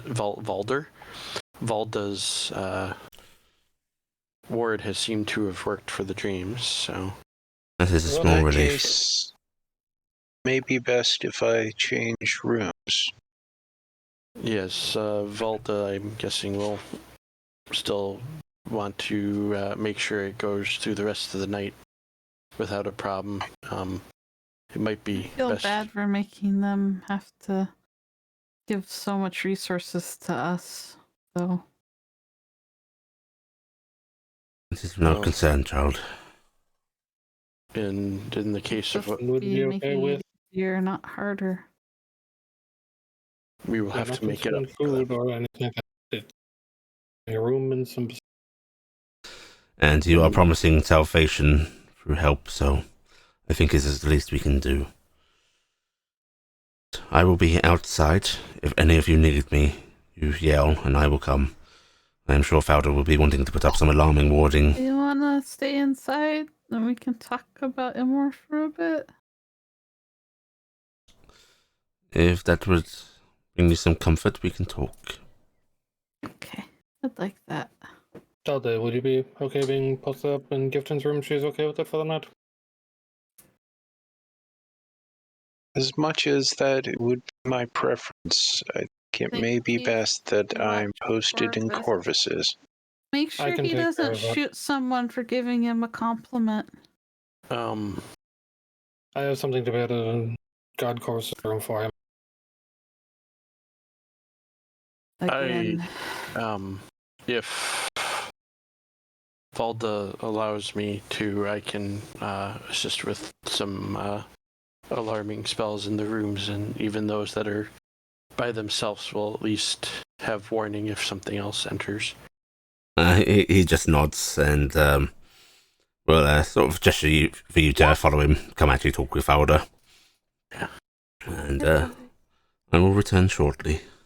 Bye-bye. And Luther will leave the room with Carrick. And Talday, you're heading to Corvus's. I said I. Oh, you're going to do it? Okay. Yeah. And Jax is basically going to go and pick up all the parts of his armor, take it into Corvus's room, and basically assemble it in the corner, and then activate as soon as it casts. Okay.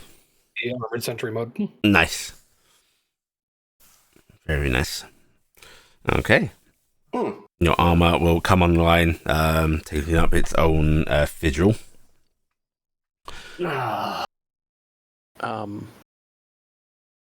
It will not bother you while it is active, and it'll give you something additional and just happen. Okay?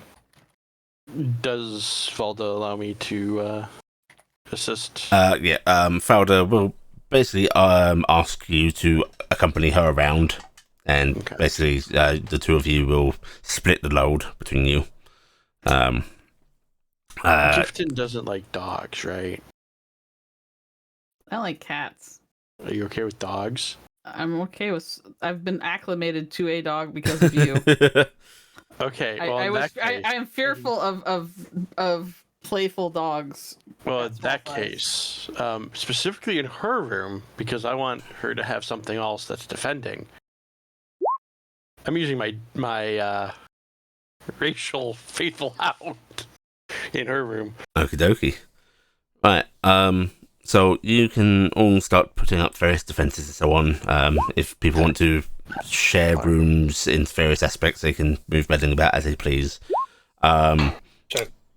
You also yeah, I'm tossing that up in my room, and then Jax is putting the pistol beside his pillow, and then going to fucking sleep. Yeah, summoning dogs galore.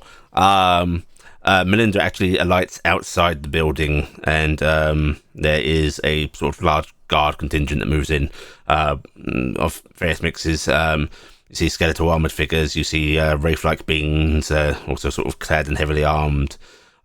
Lights are put up outside, very, very bright ones, which is a little annoying. Windows have to be, shut, and they still sort of bleed through a bit, but that's just part of what it is. Gifton's just having to sleep with whatever the conditions are in the house she's in. Yeah. Much the same for Jax, so he's just out. Basically, the entire building is bathed in light, not a sort of surface left untouched, and the rooms are cleared with light as well before you're all able to sleep. Does Valda stay? Valda does stay. Okay. Yep. I do let her know, because she was calling off when I mentioned that to Luther. I'm going to make sure. Well, so far it seems to be working, unless this whole thing is a bad dream. This is one good part of the night, I suppose. And then, Carrick, you wake up. Luther will return to you, Gifton, and we'll just sort of sit beside your bed, and we'll sort of just talk about more with you.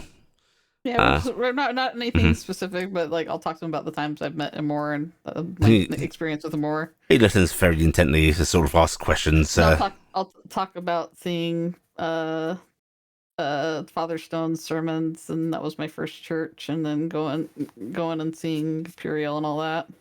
It seems to bring him genuine happiness. You could tell he was tense when you all arrived, and has just only grown tenser during this incident.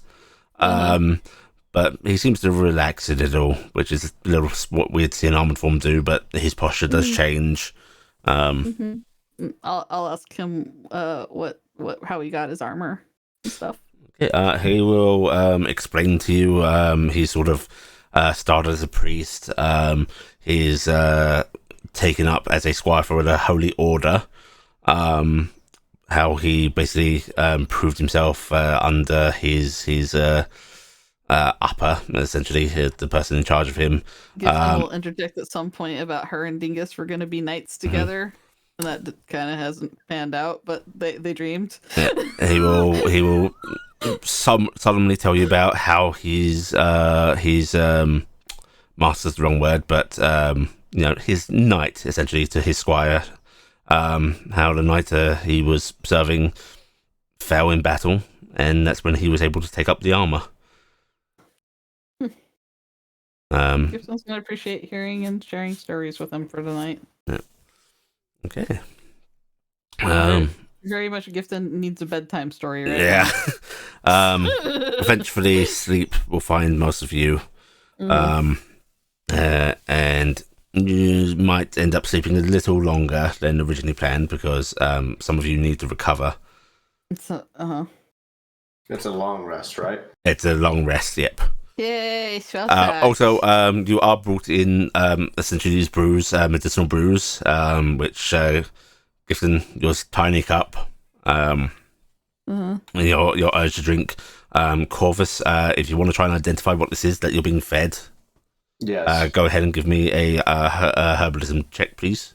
Gifton takes whatever it is, even if it smells like medicine. It's not too pleasant tasting. Like there's a bit of what you think might be honey in it to try and sweeten it, but when that just sort of makes medicine worse. Sticky. Icky.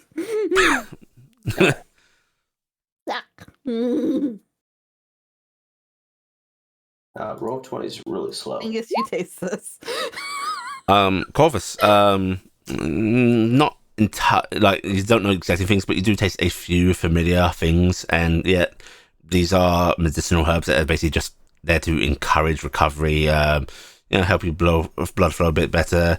It's just the general things of we're trying to get some restorative stuff into you. It's stuff we're giving the GM, so she feels better. Yeah.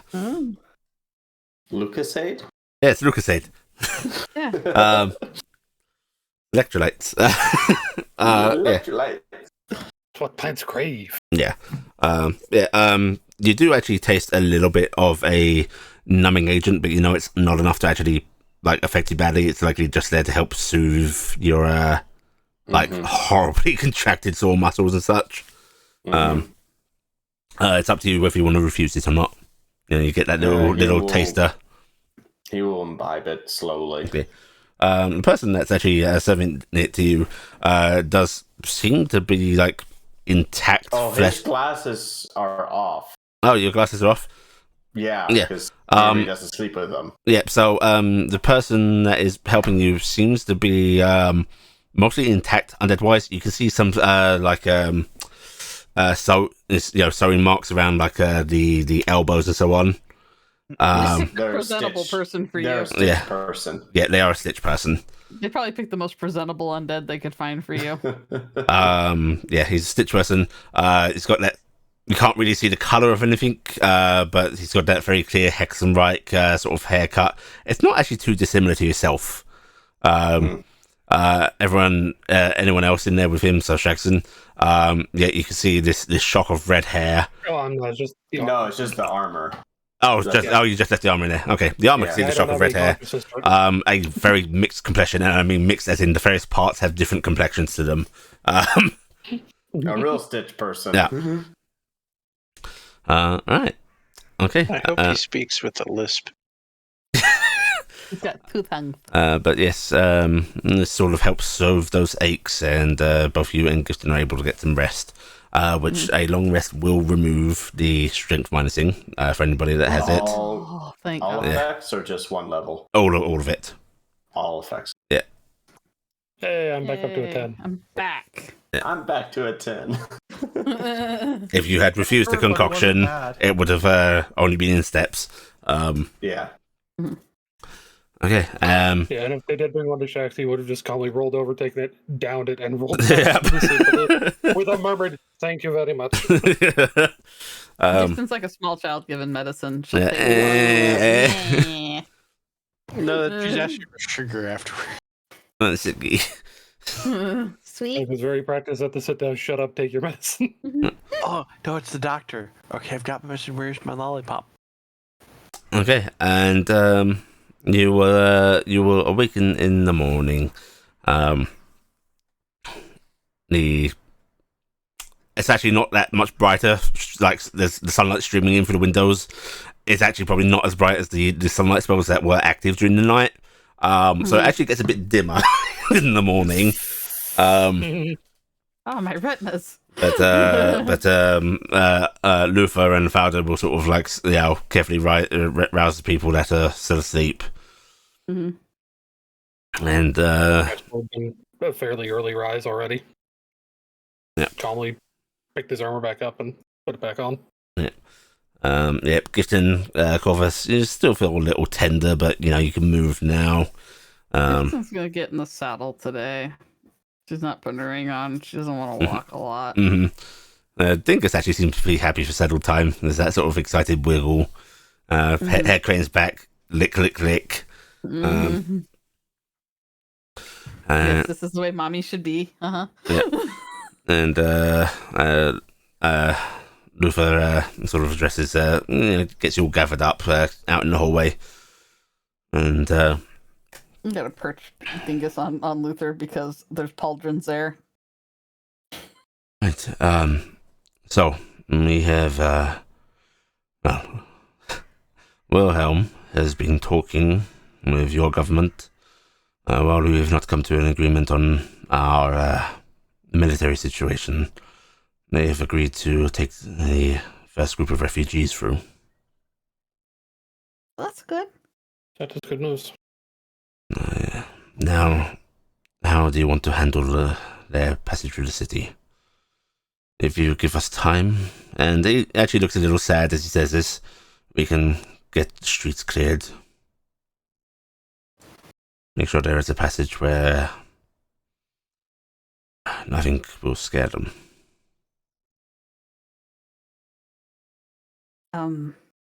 What was the demeanor of the people when I was out there? For those in the camp, and he's talking about your ship's refugees. Should specify. Ship refugees. Yeah. Oh, okay. Yeah. Never mind. Yeah. I mean, I think one thing to be concerned about is we don't want them to possibly. There's clearly some elements in the city that are negative people coming in right now. So maybe we should do something contained. Is a way not to parade them through your city, but just have the ship parked at your closest departure location? I mean, the closest departure location would be the nearest tree when you come in through the gates. I say with a smile. How often would you have to be casting that to get them all through? I don't know. How many am I sending? I can usually get quite a few if they all run through at once, about the same as if any teleportation circles cast. I could do that a bunch. So, how often can you do it? Because, well, I'm sure that you've all run through together before, but asking weakened, uncoordinated people to do so. I could easily do it 5 times. I could push it to 6. Perhaps if you go get us an exact head count, then that might be a possibility. If someone casts haste on all, there's always that item probably could be used to get some extra ones with some of our help. That won't work. That won't work unless we bring that inside the city, though, and get it off the airship. And I don't know if they technically want us to bring that with us or use it inside their gates, because that is kind of scary. So I wouldn't expect them to. I thought we already brought it into them. What about? But we didn't detach it and take it in. Oh, okay. What about any sort of covered wagons? I mean, yeah, it's going to be a caravan regardless. But if they can't see out and people in the town can see in. Perhaps how about let me go talk to Annalisa and Melinda, and we'll draw up a couple of plans. Well, again, my method is Fey travel, so I mean, I'm not. They might be resistant to it anyway. So Don't we have a tree on the airship regardless? technically, it's Illan travel, but you know, Yeah, I can't use that. The airship's Hexen. parked in Hexenreich. I can't do it in Hexenreich. Right. I will discuss with Melinda the possibility of moving your airship in. Annalisa will be able to help us plan a city route. We'll figure out the best means to do this. If you can get me an exact number of who wants to come, I think we should hold off on the refugees also, outside our gates until we can figure out a way to organise them better, get a count.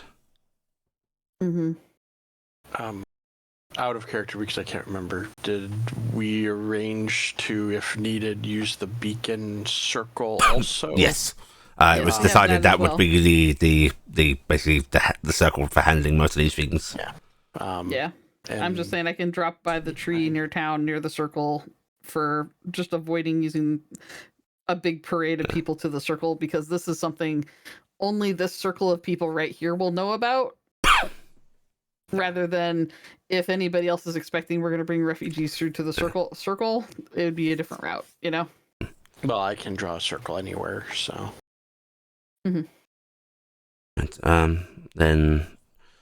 shall we perhaps go to the council chambers, see what Wilhelm has to say about all this? Oh, sure.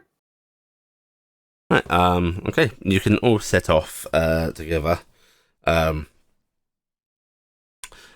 you move outside, you just see the sort of guard contingent that's out there, and Melinda is actually out there as well in the street, just sort of talking to a couple of her soldiers, it looks like. Good morning, Melinda! She sort of bows her head towards the group of you before just going, returns up a light bow. My most sincere apologies. You didn't stab us. Wait, Thank did you stab us? Thank you for watching over us last night. If it was me, you would not be standing.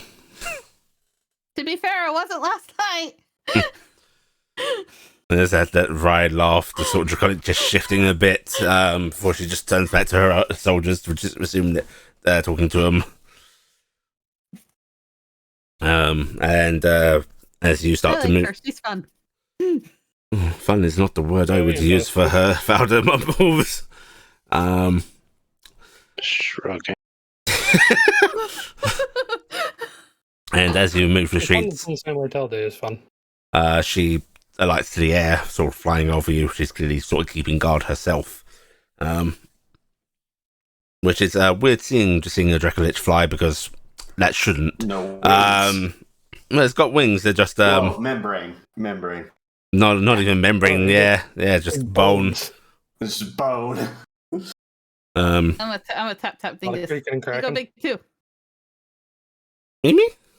Go fly. A pie. Felder looks back at you. Looks like she's sort of wanting to say no to it, but there's a clear look of like guilt on her face. You probably should not push yourself so quickly afterwards. What just happened? Oh. Luther's actually going to sort of look as well and just go and conserve both of your strengths just in case. And you never know what might happen. But you'll have your moment. You always do. Dingus is going to look at you before he's actually going to start flapping upwards. Doesn't go super high. But he's going to basically flit about above the group. And it's really 5 inches above the group. So high. Just veer every now and again to dodge Chalde's horn. Soon enough, you arrive at the council hall, but you don't even have to go inside. You actually see Wilhelm out front with Otto. That large sarcophagus open. There's a mummified gnoll leaning out of it, just chattering at Wilhelm, who is nodding, just nodding. Nodding. Yeah. Before catching sight of all of you and going, "Oh, My friends, I am so sorry about the events of last night. Really, Melinda, she should keep a better eye out. Is everybody picking on poor Melinda? She is the seat of defense. My guess is they don't get to pick on her very often. No, not often at all. And I would not be saying this if she could hear me, he says, looking up at her. Yeah, but I mean, the seat of defense is probably used to keeping track of things outside the walls, not inside the walls. Yes, there has not been an incident like this in our walls for 500 years. I mean, we have minor altercations, of course, but an assassination attempt. Yes, quite ghastly. Yeah, if they had done their homework, they would have sent 2 shadows for each of us. Well, let's not say that out loud. Yes, let's not give the bad people an idea if they're listening somehow. Please let the ones who are attempting to kill us underestimate. There's no bad people here. What are you worried about? They found us somehow. Looking over for no. Thank you, very dry. Gifton, you are capable of the spell, the magic of scrying, yes? Yeah, it makes this little thing that floats around. You can And see it listens to everything around. I know. How are we doing today? Oh, marvelous. Otto was just telling me about the expenditure of... I don't know. My mind started to drift. So, Otto, they're engaging. spending a lot of money. Too much. How do we cut it down? Oh, leave. That's what we want to do with the peoples. Yes. Get rid of all of the people. Breathing costs money. I understand him. He does math. Breathing costs money. Yes. I mean, So much money. Yes, day. alive. he is not incorrect. Do you collect coins, Otto? That nullhead tilts from side to side. Ball rolling back and forth between his ears. As if following that question. Isn't he like the council member of coin? Yes, Otto is indeed in charge of the city's finances, Fowler says. Oh. I'm pretty sure if you offered him a coin, he'd gladly take it. Must go through proper means. I was more curious. Cannot bribe office of coin. No, I was more curious.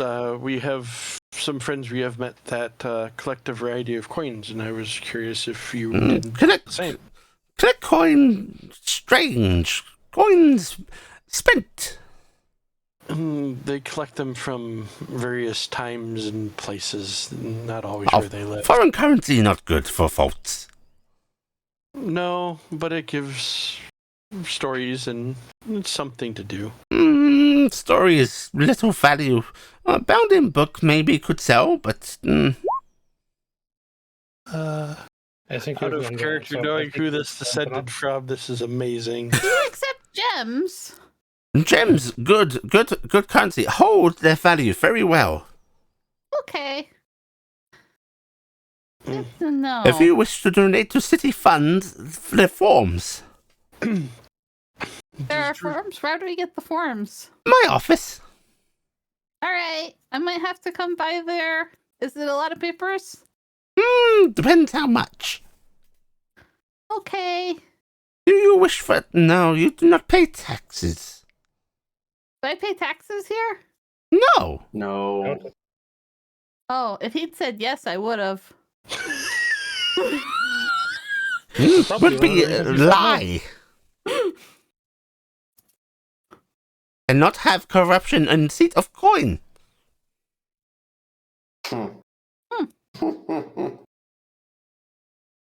Should I get gems then to trade for coin?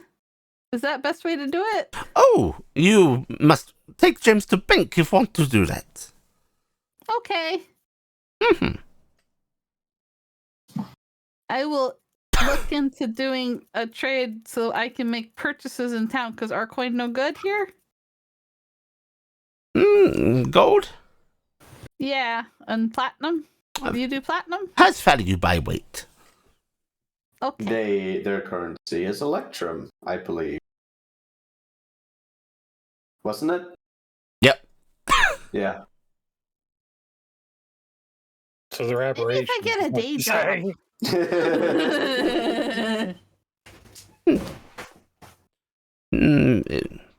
Don't know about such things. You talk to Lufa.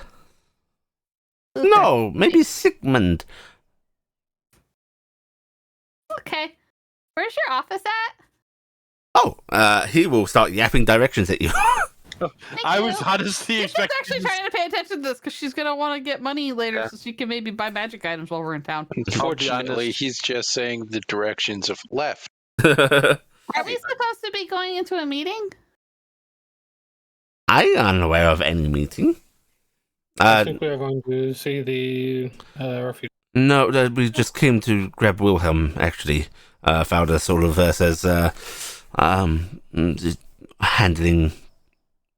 Well, it's on your side of things. Communication. I suppose we have to alert them if we are sending people through. And Wilhelm nods. Yes, they want people to come through the... you have a military post there? Yeah. They want to be able to, check people and catalogue them. That's a terrible way to put it, but Keep records. register. Register. Yes, keep records. Yeah. So they have provided us the coordinates for that circle. How are we doing this?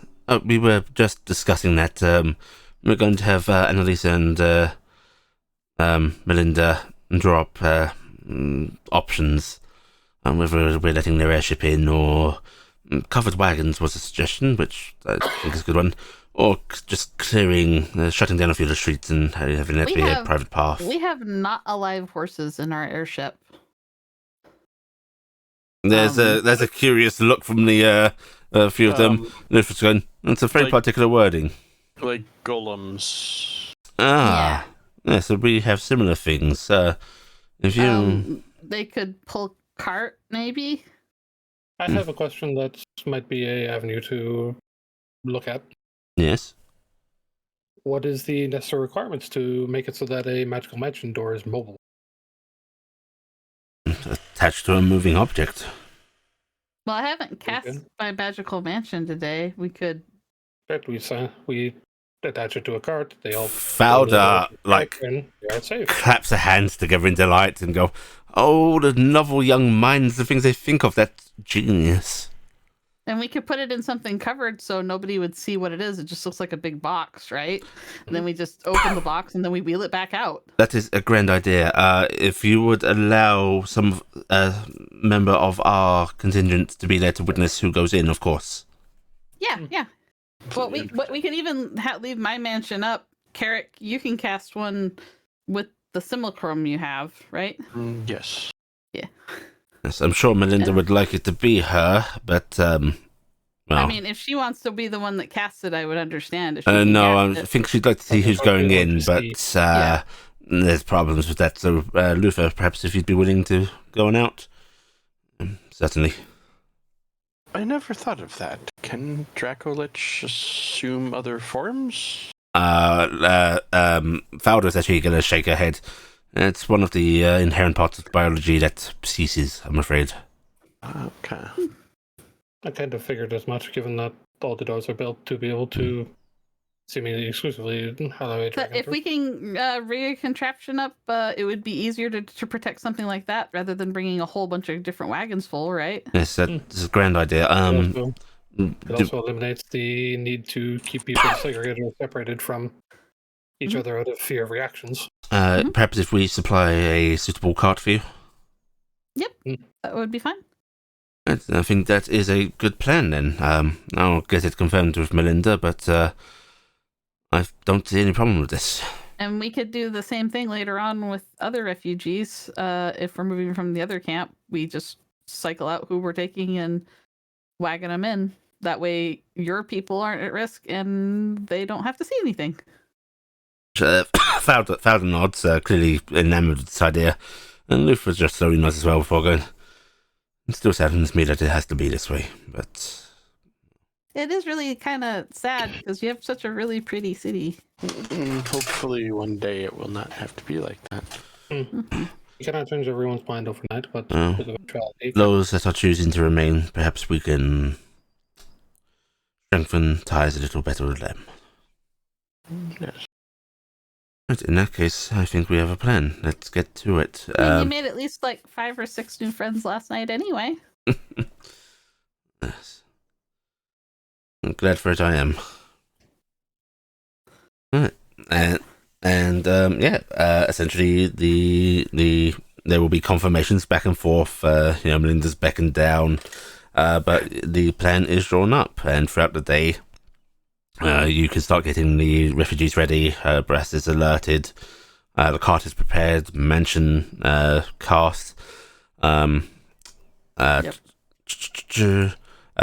Use yours from your Slimacrum because I'll be keeping one up for the.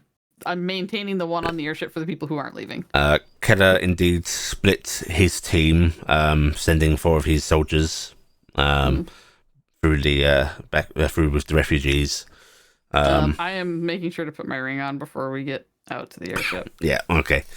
And by the day's end, you have sent the first group of refugees through to rest. There's about 28, not including soldiers. 28 plus like 4 soldiers. Yep. That have chosen to go. Uh-huh. The rest of the refugees here don't want to go through to Brest. They are basically electing to join the encampment here. I will offer to move over to casting the magical mansion over there for those people. That will actually cause a new round of discussions because there is a fear of how many people this can fit. Whether it's going to cause a sort of thing of like, why did they get to go in? Its own issues. It's not being dismissed entirely, but it is basically being they're basically taking this into a council matter of discussion. We should send them to Saha. I'm sure that I wouldn't mind just increasing that encampment there. Yeah, Hayes got no hang-ups about people from Hexenreich. Okay. It's but fine as long as we send the children. How is Echo? Echo seems fine. She's a little curious about the new surroundings, She does seem to be gazing out at the city. But she seems patient enough. I'm sorry to bother, but is there any way our friend Echo can come with us? Echo, who is Echo? Echo, come over here and say hi. Echo will sort of come on down, basically depart from the airship. You can collect her. And admittedly, Luther pauses, staring at Echo very blatantly.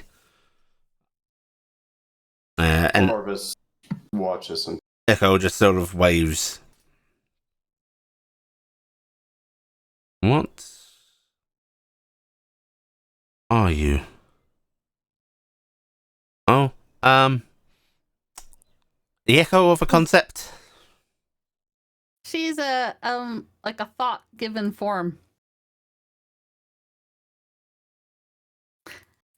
Everybody's a little different, so we just can explain. She was Chris' lover. And Luther sort of seems to be staring at her before he slowly nods his head and goes, like the rest of you, she's welcome. Did you want to come with us, Echo, or do you want to stay with the airship? Oh, actually, where's Corvus going? I don't know. And Scarlet and your people, do you want to head back? This is kind of a war zone. Scarlet sort of leans on the ship a little bit, shrugging, going, And we go where we're paid to, ma'am. All right, I'm just looking out for you and yours. If you're willing to keep taking the pay, I'm willing to keep paying you. Personally, I'm happy to flee and retire, but I think a couple of them would kneecap me if I said that for them. All right, well, you tell us if at any point the mindset changes. All right, we get you to safety. You're a priority to us. She nods, sort of having the airs of, yeah, I'm doing it for the money. But you can see her gaze going over to the refugee camp. Mm-hmm. And that sort of look of like, maybe I can get them out if things go bad. Mm-hmm. Some of them at the very least. Yeah. Mm-hmm. To answer Echo, I will be spending most of my time tending to the refugees here. And then I can help you. Yes, if you like, it'd probably be a little more friendly face than myself. Marvelous. You can teach me about your medicine, and I will teach you other things. Sounds like a plan. Stay close, though. Are we able to get some food supplies and stuff like that ferried through the portal gate? Yes. Send the people through. Like, yeah. There is no real issue with that. Like, not too major on security concerns. So, you can indeed arrange. And I would say by end of the day, you've gotten the refugees through. Next day, you basically start to get supplies sent through. Okay. And it sort of begins the process of getting all these agreements finalized and so on.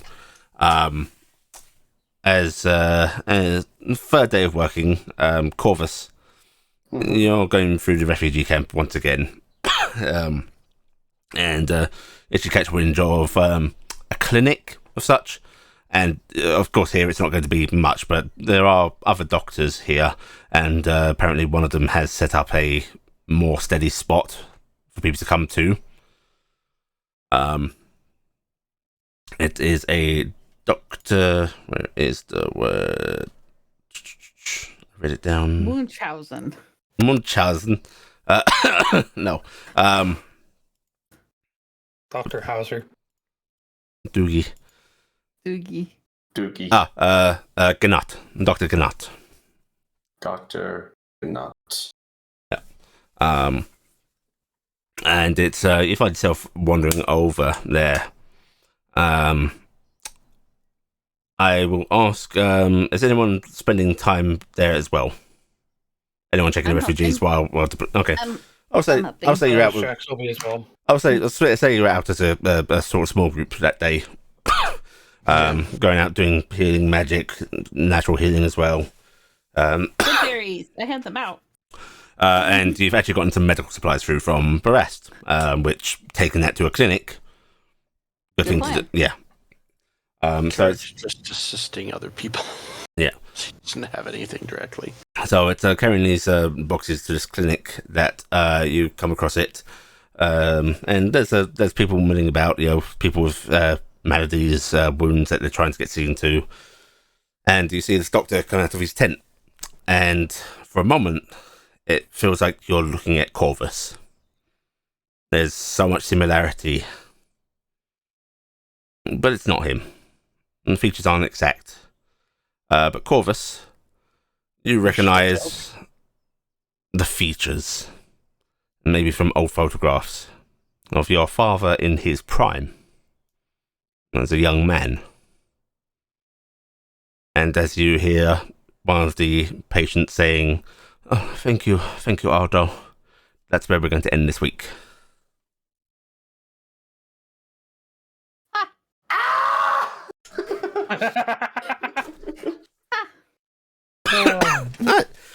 Everyone take 5,000 experience points. Hey! Each of you can have your standard piety. Oh. And we will do this same time next week. Thank you.